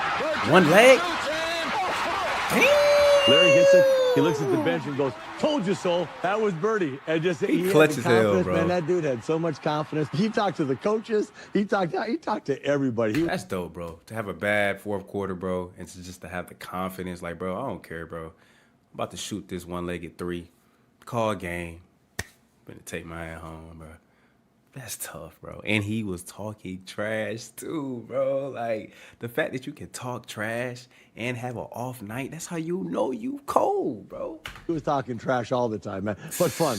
Great competitor, man. Dope, bro. Look, he pointing at the bench, telling him to go 2, home. Ball on the butts. You would think that great players would be afraid of trash talking other great players. You don't want to get them heated up and stuff. Right. Well, not Larry Bird. You guys remember Brett Doherty, one of the best centers of the 1980s, playing for the Cleveland Cavaliers? Well, he had a pretty interesting story to say. Brad Doherty told me this story when he was second year in the league and they were in the playoffs against the Celtics. Down 1, Larry Bird catches the ball in the deep corner and he steps back for a 3. And before he takes the 3, he's like, oh, wow, he's going for the win. He's not going for the tie. And so Brad Doherty runs out, and he head fakes him. And as he head fakes him, now it's 3-2, he hits him on the butt with the ball. and then he shoots it at the buzzer. And the confidence that hit him on the buzzer as he flew by him trying to block a that's shot. different, bro. I'm like, there's no more confidence. Number 3, who comes in second? I guess that has to be one of the most iconic Larry Bird stories. But with other stories For where you game, just have too, one it's crazy. witness, with that one, many people were present and many people say the same thing. So crazy story. You guys listen up. Let's check the clip. The All-Star game is in Dallas, the first three-point contest, and he just starts looking at guys, doesn't say a word, and people are getting kind of nervous. And then he finally speaks and says, I'm just looking to see who's going to finish second. Some pure trash talking and just general bravado. And the theatrics of it all was made for Larry. And Larry would back up his boast by not only winning the contest, but blowing away the competition with a phenomenal Go to the shooting bank. display. That's crazy.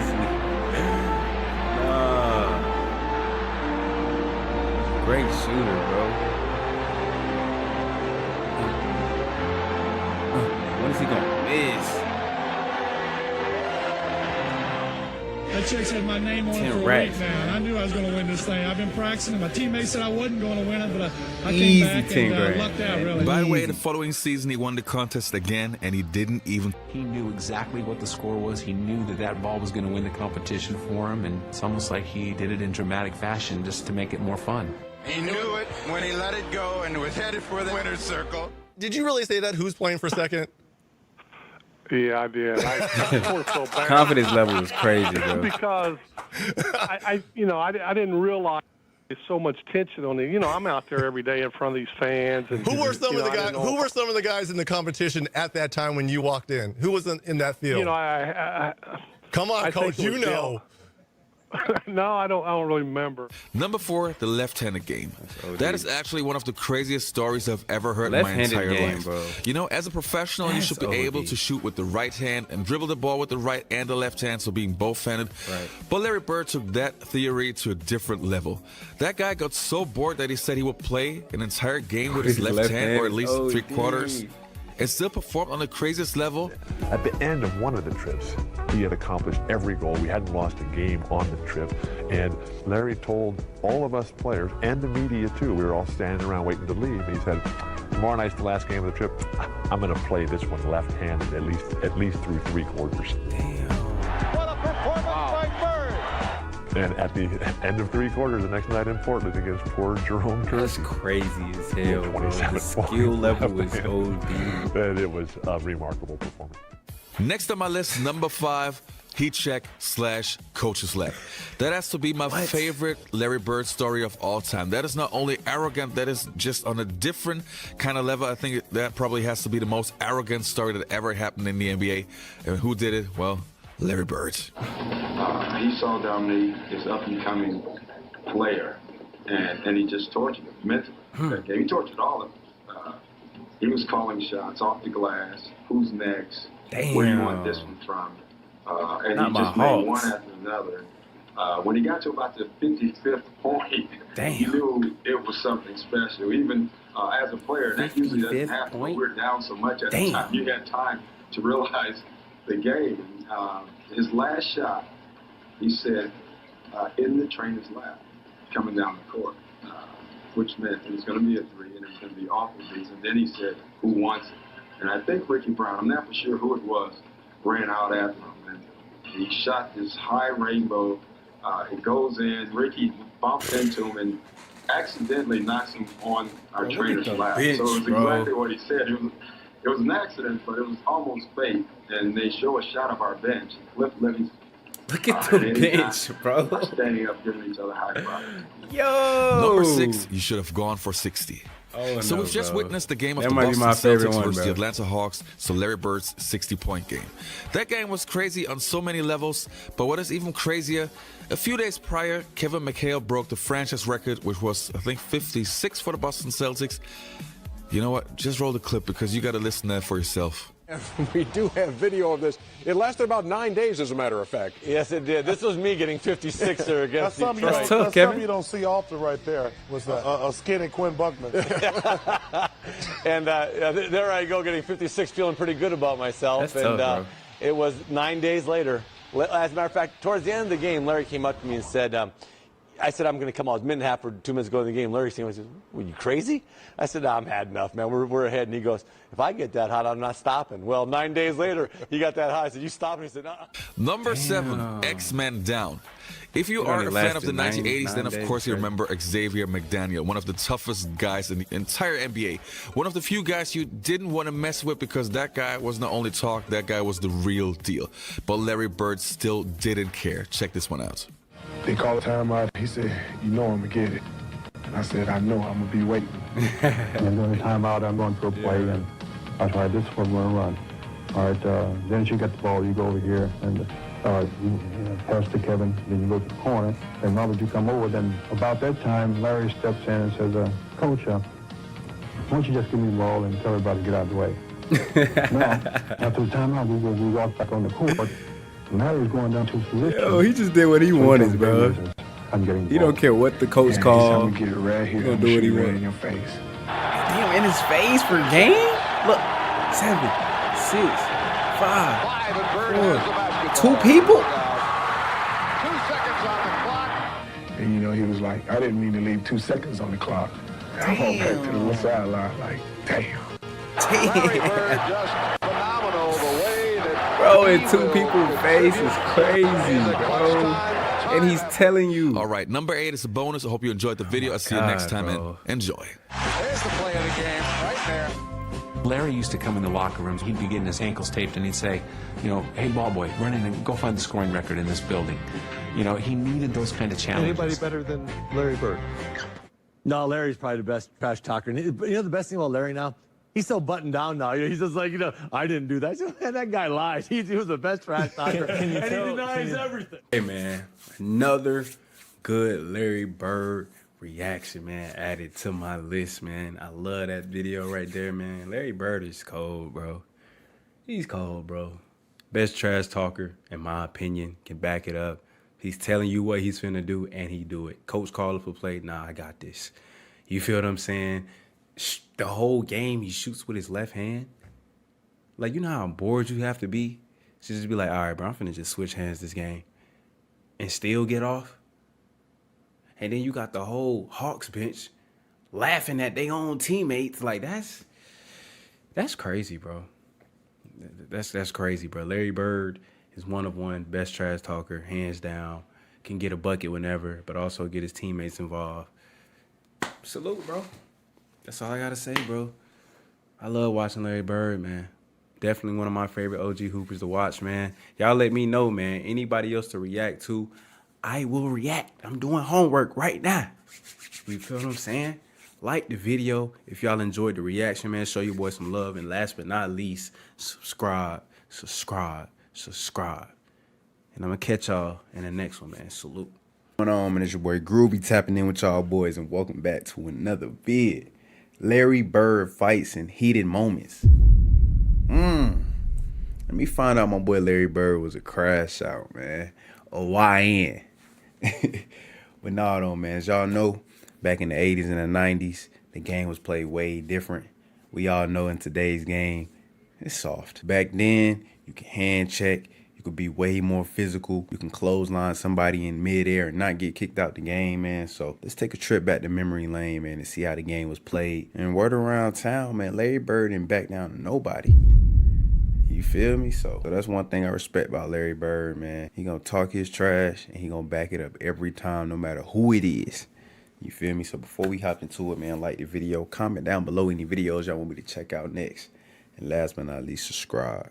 And I do not want to get copyrighted on this video, so I'm going to put my own instrumental on the vid, man. Let's see what this video talking about. Larry Bird. Let's see, man. Walking into Boston Garden, one of the best fans. Ooh, got him with a pump. Damn! Golly! And guess who it is? Bill Laimbeer, one of the dirtiest players in NBA history. Look at it. God damn. Oh, damn, Larry Bird threw a punch? Damn. I did not know Larry Bird was on goal like that. He threw a punch. Look. Boom. Boom. Oh my God, boy, them boys was not playing out there. Yeah, niggas not doing that in today's game. They be pretending like they finna fight. Back then, they was really fighting and throwing hands. I ain't gonna lie, he tried to kill Larry Bird. Oh, he threw the ball. He mad as hell. Oh. Hold up, Dennis. Put that nigga in a headlock. That boy Larry Bird wasn't going, though. He trying to fight the whole team. Look at Zeke trying to calm him down. He's like, man, back the hell up. Damn, he tried to take Larry Bird out. Boom! Damn, bro. No, them boys was battling.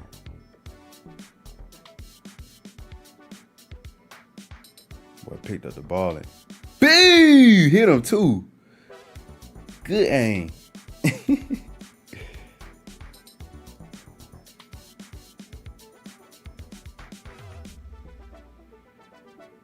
Damn, he choked him. That boy hit it. Damn! Look at Larry. Socked him twice in the face. Look. Bink! Bink! Damn, hit Lambeer with 2 jabs. Bink, bink. Oh my God. Oh. That boy Larry Bird on 10. Nah, he a crash out, man. Larry Bird a crash out, bruh. Boy, what the hell? Damn. Look. Damn, he grabbed that nigga by his shirt. Ooh. Ooh. Damn. Nah. Damn.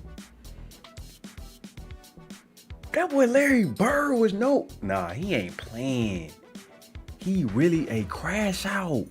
Look. Boo, he swinging on niggas. He charging that nigga. Nah, bro, this nigga Larry Bird on demon time. Look. Damn. He quick to swing on somebody. Ain't no Larry Bird like that. Look, get your ass off me.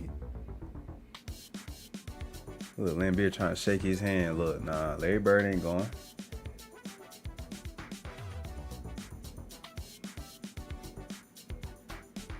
Uh-oh. Hey, Larry Bird.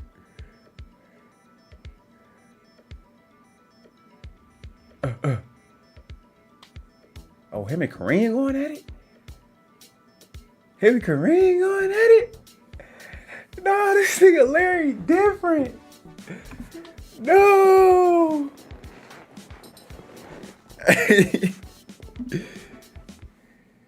What happened right here?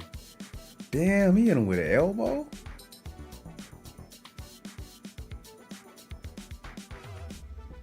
Boy, them boys talking, ain't they? Damn, what the hell he doing? Damn, Rodman. Look, he mad as hell. He trying to keep his composure.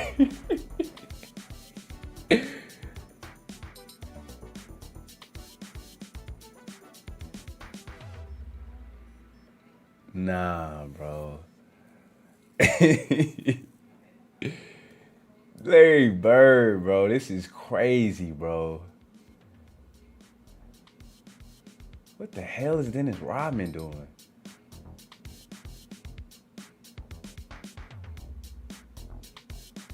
Damn, Larry. Good God. Hey, Larry Bird, bro. He a crazy man.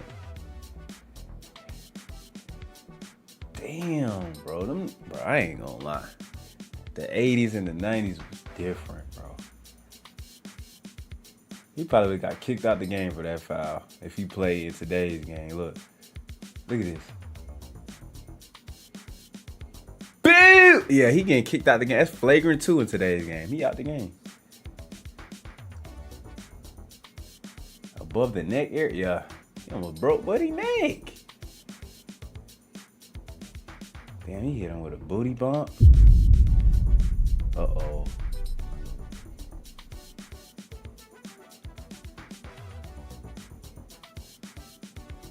Damn. Damn! Them niggas out there wrestling. Look.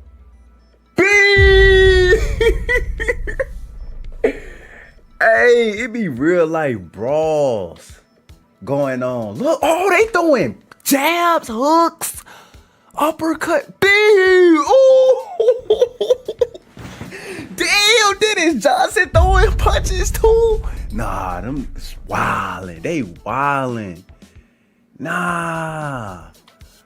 Hold up. Boy, what? WWE SmackDown Royal Rumble. Nah, let me go back, bro. Dennis Johnson was swinging. Look. Look at this, y'all. Look, B. Oh, number 50 going to hell. Damn. Oh my God. Nah, bro. Oh my God. They going at it.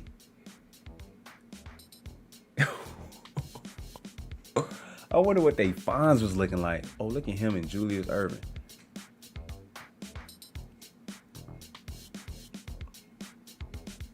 Damn, Bird. God damn. No. Big damn. He hit him with a 3-piece McNugget. 1, 2, 3. Damn. Larry Bird caught 3 of them right in the jaw. Nah, they playing. I would have loved watching this though. I ain't gonna lie. Look, get off me, nigga. What? Ooh, ooh. Oh my, Lambeer. Nah, them boys is tough. You had to be tough in this era. You cannot be no wimp, no simp, no nothing. Look how physical they playing. Look at the hustle, bro. Larry Bird, bro. He get all my respect, bro. He get all my respect. Look at him. He tough as nails. God damn. What is they doing?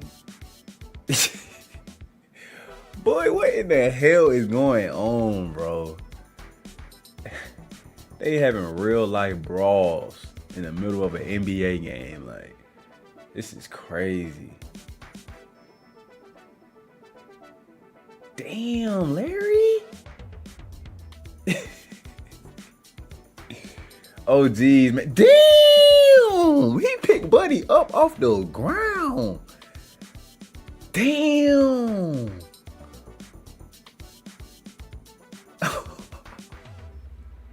Nah, they used to go at it, bro.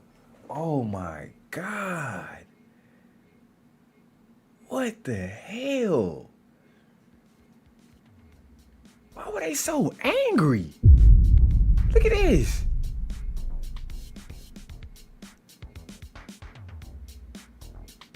Oh.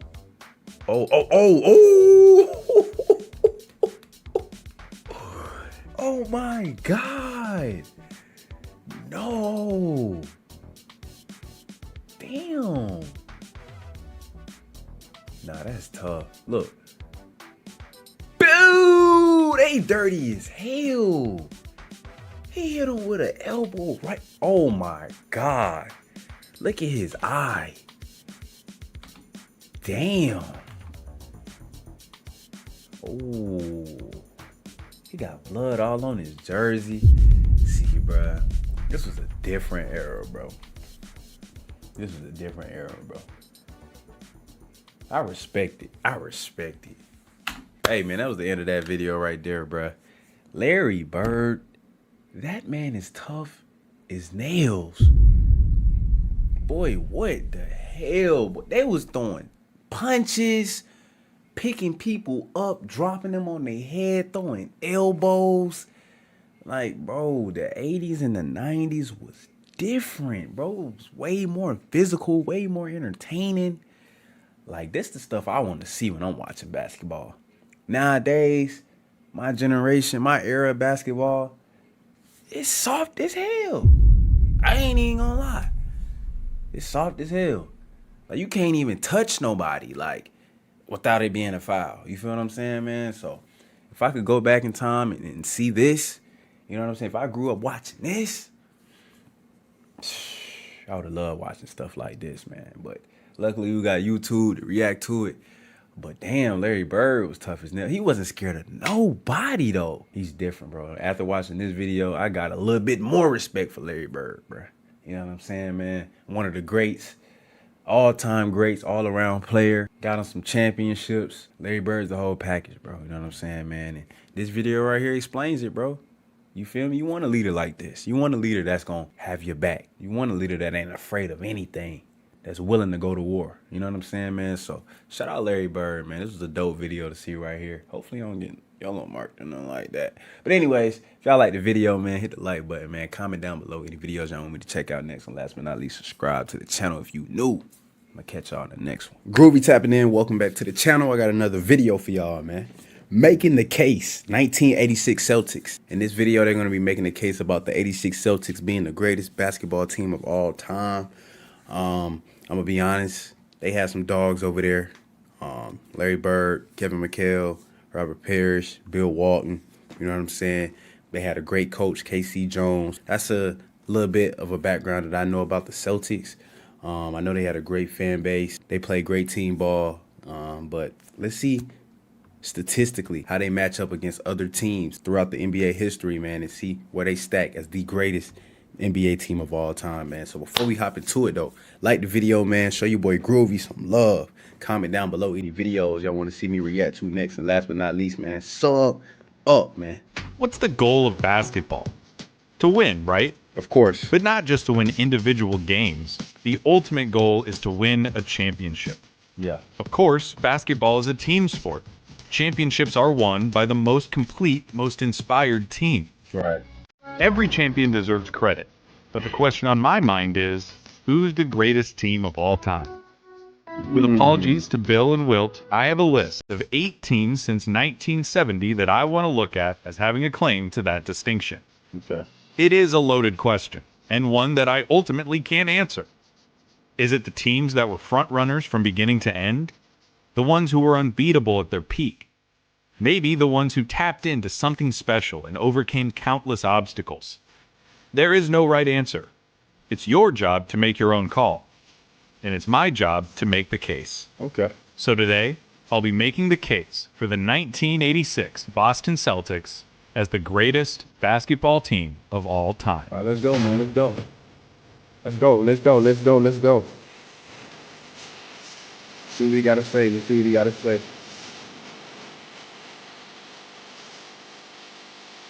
Some quick background. In the 1985 NBA Finals, the Los Angeles Lakers defeated the Celtics behind the heroic efforts of Magic Johnson and Finals MVP Kareem Abdul-Jabbar. It was the first time in history that the Lakers had defeated the Celtics in the finals, going back as far as 1959.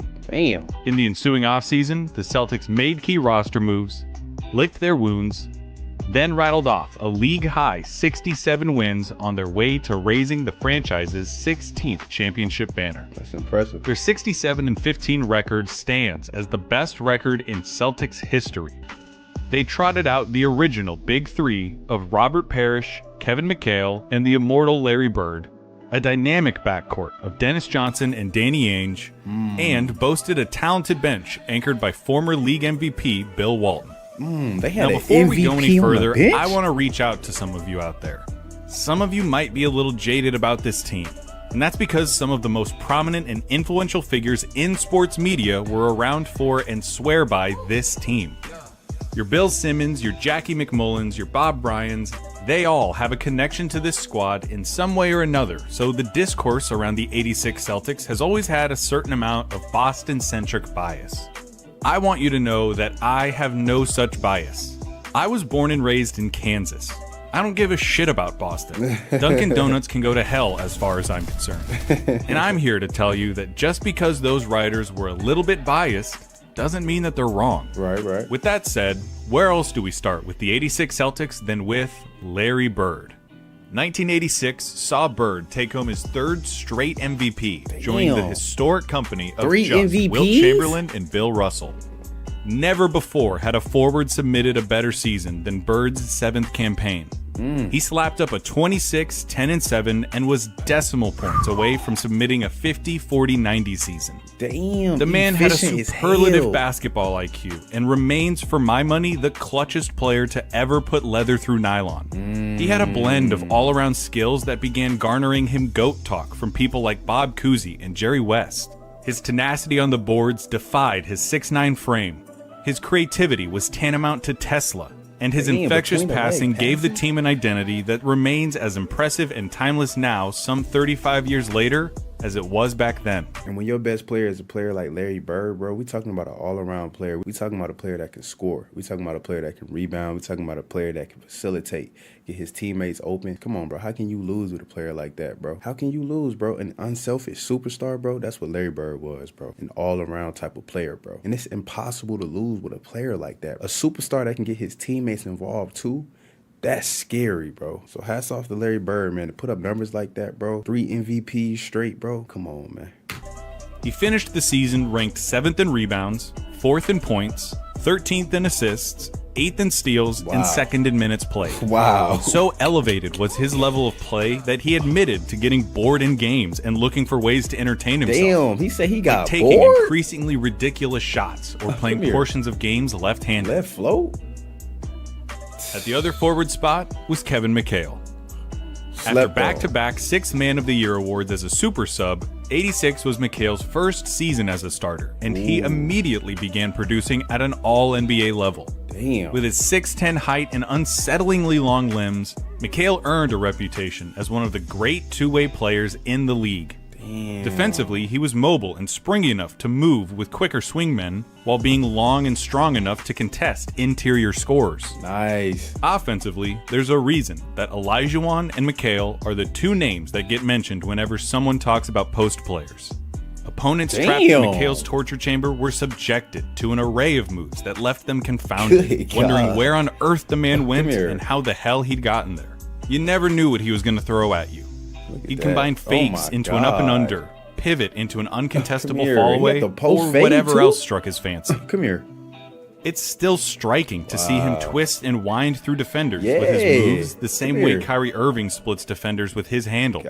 Averaging 21 points and 8 rebounds a game on an otherworldly 57% field goal percentage, McHale was a luxury for Boston. He would take on the toughest defensive assignment, allowing Bird to roam, and scored with enough efficiency and volume that his counterpart never had to carry the full offensive burden. Wow. Rounding out the big three. I ain't gonna lie, Kevin McHale is slept on, bro.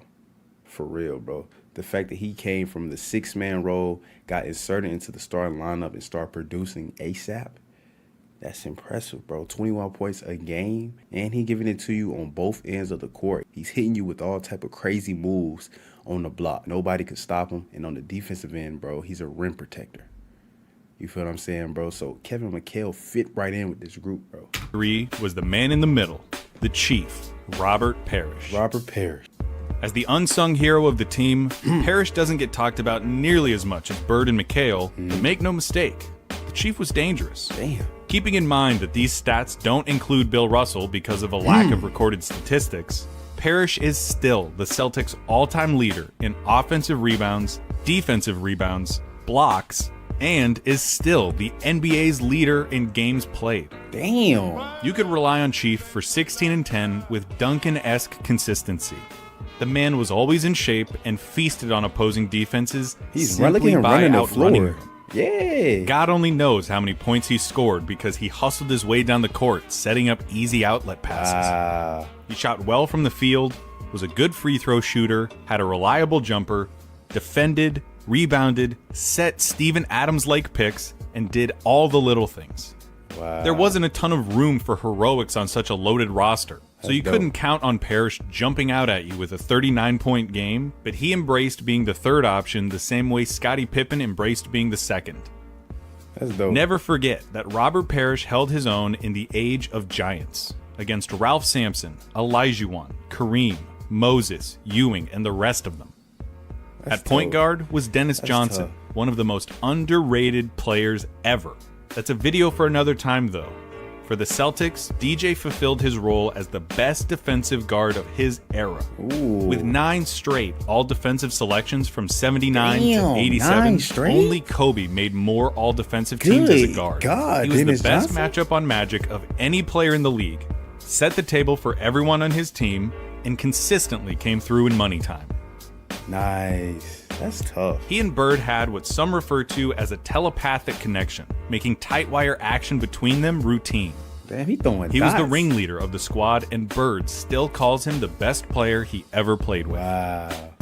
At the other guard was Danny Ainge, a Nine-time reliable defensive double-digit scorer team? and wily little rascal that thrived Oh. on riling up the opposition and getting under their skin. Ainge was also one of the great shooters of the era and went on to demolish the single-season three-point record in 1988. That's tough. A talented multi-sport athlete, Ainge remains the only high schooler to be named a first-team All-American in football, baseball, and basketball. Damn, that's impressive. And coming off the bench was the Celtics' secret weapon, Bill Walton. Drafted first overall by the Portland Trailblazers in 1974, Walton had a transcendent stretch of basketball in the late 70s, guiding the Blazers to the NBA championship in 77 and winning league MVP in 78. Injuries derailed his I did not career know at the that. end of his 78 season, though, and he played in just 14 games over the next 4 seasons. Damn. By 86, Walton was a liability and a shell of the player he once was. Looking for redemption and one more chance to be a part of something special, he called Red Auerbach to see if the Celtics would be interested in trading for him. The deal went through, though health still remained the biggest question on everyone's mind. Right.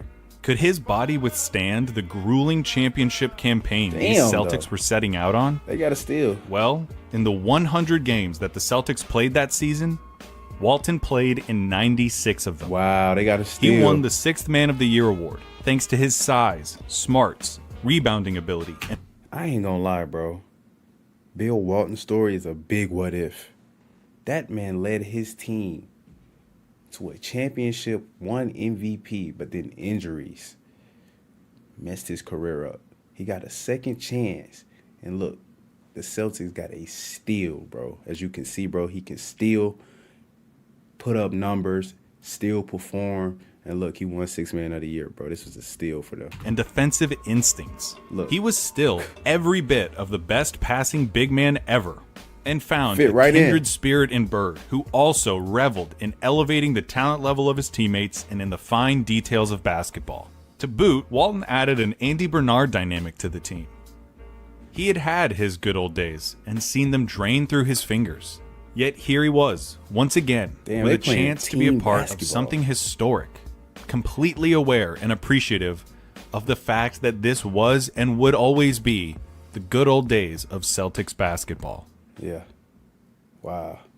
In all, the roster touted 5 Hall of Famers. 5. 5? A whole lineup. Damn. And every starter on the team was a double-digit scorer. They gelled Double-digit together to scorers. form a hive mind presence, assimilating into nothing short of Bird's brainchild. And the reason why they all were double-digit scorers is because they all shared the basketball, bro. You cannot have 5 double-digit scorers if you don't share the rock, bro. This is a true definition of team basketball right here, man, at its finest, at its highest level. If Bird were cutting, DJ would put the ball where it was supposed to be the second it was Like, look supposed at to that, be bro. there. If McHale was rolling on some poor soul in the post and got doubled, Ainge would be in the perfect place for a kickout. If Parrish got open down the court, you could bet that the ball would find him. That's dope. Emulating Bird's all-around prowess, the Celtics could beat you in any which way. Yeah. Whatever you did, they did better. If you had a speedy, heady guard, you had the pleasure of being locked down by Dennis Johnson. Damn. If your calling card was your 9-time big men, you all had to defense. contend with the greatest front court of all time. Not razor sharp defensively, They had some the towers. hive mind will beat you into a pulp with their passing. Your offense isn't clicking on every conceivable cylinder, you would be swarmed, you Damn, would turn the ball over, cookies. and every shot you took would be smothered. And if you Nah. let the game stay close down the stretch, Larry Larry Bird. Bird would put the Clutch. nails in your coffin. Come on, man. They had answers for everything. They could change their style of play on a whim and excel at it. Bird, Ainge, and backup point guard Jerry Seasting were all dead-eye shooters. The big men Damn. were some of the best post players to ever play. They could put out an absolutely massive lineup with Bird at the 2, McHale at the 3, and Parrish and Walton in the middle. They could go Damn. small with no loss of quality with McHale at center and Bird at the 4. They can. Craziest of all, they really wouldn't even need to size up or size down. The '86 Celtics are still one of the only teams in history to be able to play a small ball style with a gargantuan starting lineup. That's impressive. Everyone was mobile enough to push the pace and stay active. Their look inside-outside at the proficiency ball could movement. space the floor. Good They could defend God. and corral nearly Look all at the types of hustle. scorers, and their passing would carve Like, come defenses on, to man. shreds, all without giving up an inch. Everybody touching a rock. Come here. Like, look. And he's still if we're passing checking it. boxes, the Boston Garden in the 1980s was the best home court in sports. Wow, yeah. Already some 50 years old, the dingy dungeon halls of the Garden had been host to some of the greatest players and moments in sports history, offering comfort to its allies and peril to its enemies. The crowd was insatiable and earned a reputation for both their devotion and potential for viciousness. The rafters were littered with championship banners and retired numbers in such quantity that they became superfluous. The Celtics took advantage of this and ran with it, notching a 50-1 home record, including the playoffs. Were they perfect? No. They weren't that athletic, and they had a tendency every now and then to get bored and take their foot off the gas against bad teams. Yeah. Could they have gotten to 70 or even happens 72 sometimes. wins? Sure, and you can hold that against them, but tell me, when we're talking about something as grand as the greatest team of all time, how much do those 3 to 5 regular season games really matter? Look at that, bro. As we established in the beginning of the video, the Celtics lost the '85 finals to the Lakers for the first time in franchise history. The loss stung deep, and members of the team still believe that they let the series get away from them. With a newfound inspiration and the drive to reclaim what they believed was theirs, they tore through That's the a league good with pass. one team in mind. The rivalry between the Celtics and the Lakers should need no background. Since the days of Jerry West and Elgin Baylor competing against Bill Russell and Bob Cousy, the two franchises have defined the NBA within and without. Today, the two franchises account for nearly half of all championships in NBA history. Damn. And the rivalry was Strong never more rivalry. intense than in the 80s, as Magic Johnson and Larry Bird presented their teams and their sport to the world.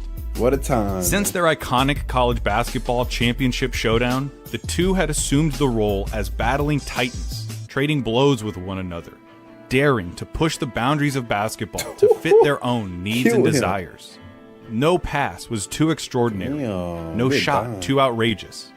Hey. And after the Lakers had landed such a damaging blow in the finals, Bird and the Celtics were eager to return the favor. In the two regular season matchups between the two squads, the Celtics came away with victories both times Look at against the that. defending champs. And while they no doubt enjoyed the bragging rights that this afforded them, their true crusade began in the playoffs. In round one, they found themselves matched up with the 40-win Chicago Bulls and an extraordinary young guard named Michael Jordan. Having missed most of the season with an injured foot, Jordan was eager to assert himself and unleash his latent talents. He did just that. After a 49-point performance in Game 1, Jordan put on a spectacle in Game 2 by setting the NBA record for most points in a single playoff game with 63. Good Bird famously God. described the effort as God disguised as Michael 60? Jordan. It was a glimpse into the future of the NBA and a coming out party for the league's next great star. Damn. Ultimately for the series, though, it didn't even matter. Yeah, you the couldn't Celtics beat no won team, both though. games. Not INT. even such an extraordinary performance as Jordan's was enough to dent the armor of the Celtics, who then won Game 3 to sweep the series. Damn, and after they killing swept God, them boys. I can't say that. In the next round, Boston was faced with MVP runner-up and the league's leading scorer, Dominique Wilkins, and his Atlanta Hawks. Though the Celtics had won all 4 of the regular season matchups with the Hawks, each contest was decided in the single digits, and most had come down to the final moments. Dominique represented Bird's toughest matchup in the East, with his boundless athleticism and potential for incredible outbursts. The Celtics succeeded in containing him for the most part, though, putting up boy walls to the hooping, lane ain't he? and closing out on his jump shots. Though they were competitive through the first 3 games, the Hawks were at the mercy of the Celtics and found themselves down 3-0.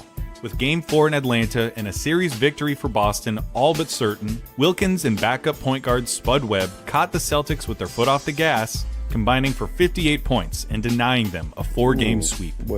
Back in Beantown for Game 5, Bird and company took the opportunity to remind the Hawks, themselves, and the league that this was their year. In one of the great statement games in playoff history, Boston turned an 11-point halftime lead into a 33-point blowout, punctuated by an absurd third quarter in which the Celtics outscored the Hawks 36-6. Defense turned into offense. Offense turned into more offense. And by the end of the period, the crowd was bursting with supreme confidence in their team. They just can't believe what has happened to them. The crowd is starting to chant DLA. A little premature. The Celtics were a team of destiny, and the Garden knew it. Boston then easily dispatched a 57-win Bucks team in the Eastern Conference Finals. Though in fairness, Sidney Moncrief had sustained a hobbling foot injury earlier in the playoffs. He missed Game 1 and was ultimately held in check by the Celtics, who took the series in 4 games. Would a healthy Moncrief have made a difference? Unquestionably. Would the Celtics have swept the Bucks? I think it's unlikely. But would they still have won the series and advanced to their 3rd straight finals? Yeah. Yes. In any case, the Celtics were now 4 wins away from capturing their championship and submitting their application to the all-time team Making discussion. them a playoff run. All they needed was a worthy opponent. And they got one, though it wasn't the one they were expecting. That's because the defending champion Lakers had been upset in just 5 games by the upstart Houston Rockets lost and their mammoth combination of big men, 7'4" Ralph Sampson and 7-foot Akeem Olajuwon. And they intended to prove that their victory over the Lakers had been no fluke. After 2 Celtic victories in Boston, the series moved to Houston for the next 3 games. Here, the Rockets put their foot down and showed a resilience not yet seen against these Celtics, earning the respect of the basketball-watching public. They won Game 3 by 2 points, helped in large part to Sampson's 24-point, 22-rebound performance. Still against the ropes, though, they faltered in Game 4, suffering a 3-point defeat. Swinging the rock. With a 3-1 series lead through the first 4 games, the Celtics were on the brink of their destiny. They'd been able to mitigate the Rockets' size advantage on the boards, though the 23-year-old Olajuwon had succeeded in making himself known as an intimidating and impressive young talent. With Boston looking to close out their season with a championship in Game 5, Olajuwon played an inspired game with 34 points, 14 rebounds, and 8 blocks. The Rockets won and ensured that no championship would be hoisted on Houston's home floor, but not before damning their championship chances. Respect. Just into the second quarter of the game, Sampson had gotten a mismatch on 6'1" Jerry Seasting. After some pushing and jostling for position, Sampson turned around and delivered 2 quick, heavy blows to Seasting, igniting a bench-clearing altercation. Good God. Sampson was subsequently ejected from the game, though Olajuwon did carry the Rockets to a victory and boys forced a was trip out back there to Boston. crazy. The Celtics were pissed. They were pissed that they'd let that game get away from them. They were pissed that they'd let Houston keep the series alive.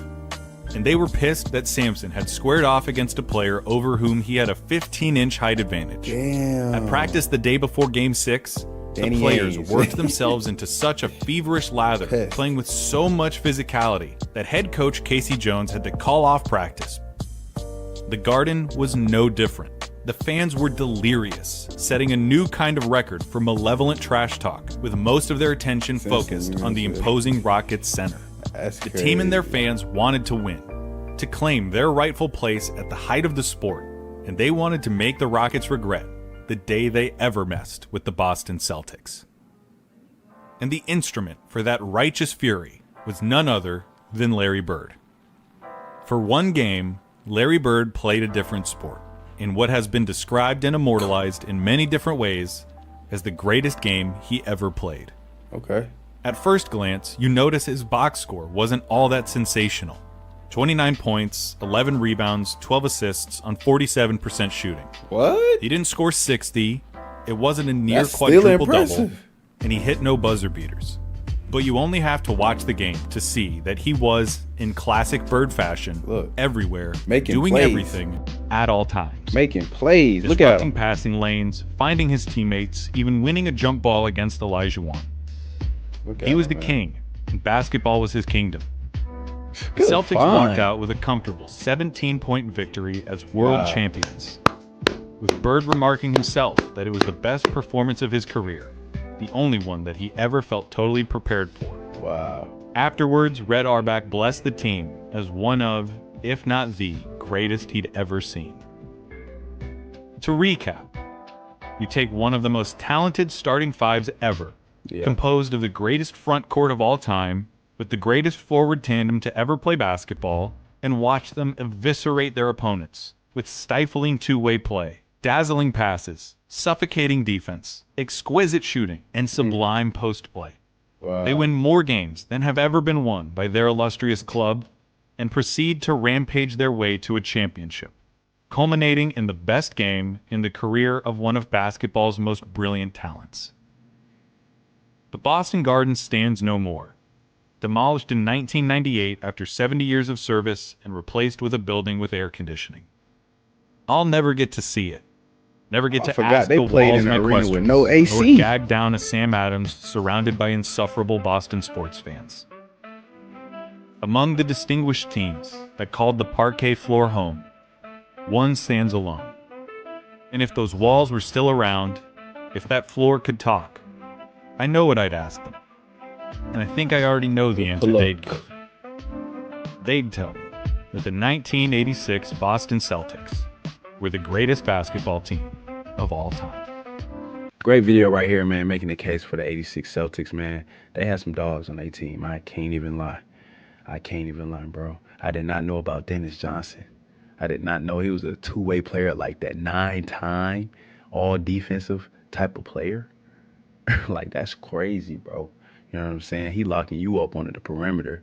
You know what I'm saying? He also can give you buckets too. And then you got Danny Ainge, a pest on defense, a player that likes to antagonize the other team's best player. Like, you need a player like that on your team, man. You know what I'm saying? That play the psychological game with the opponents. Like, you need that type of, like, feisty guard. And then he could shoot too. He was a great shooter too, man. So Danny Ainge, a great role player for them. Then you got Larry the Legend. We ain't even got to say too much about Larry the Legend. All-around superstar, unselfish superstar. Can score, rebound, you know what I'm saying? Pass it to the open person, man. You know what I'm saying? Just play it the right way. You know what I'm saying? Play defense, diving for loose balls and stuff like that, man. Great leader. Come on, man. Larry the Legend, man. One of the greatest of all time. And then you got Kevin McHale, slept on. Like he said earlier in the video, he was a six man, but then he came up, got inserted into the starting lineup and started producing numbers. 21 points per game, 8 rebounds per game. You know what I'm saying? Playing hard on both ends of the court. 6'10", long wingspan, can protect the rim. Him and Robert Parrish. You know what I'm saying? Robert Parrish, big man that can run the floor, lob threat, rim protector. Man, they had it all, bro. And then they had a 6th man of the year, a steal, Bill Walton, former MVP, former champion, man. Like, and then they could beat you in so many ways. They had different play styles. They could play big. They can play small. You know what I'm saying, man? Like, come on, man. They all shared the rock. They all averaged double figures. Like, that's hard to do, bro. Like, you have to be playing team ball for your whole starting five to average double figures.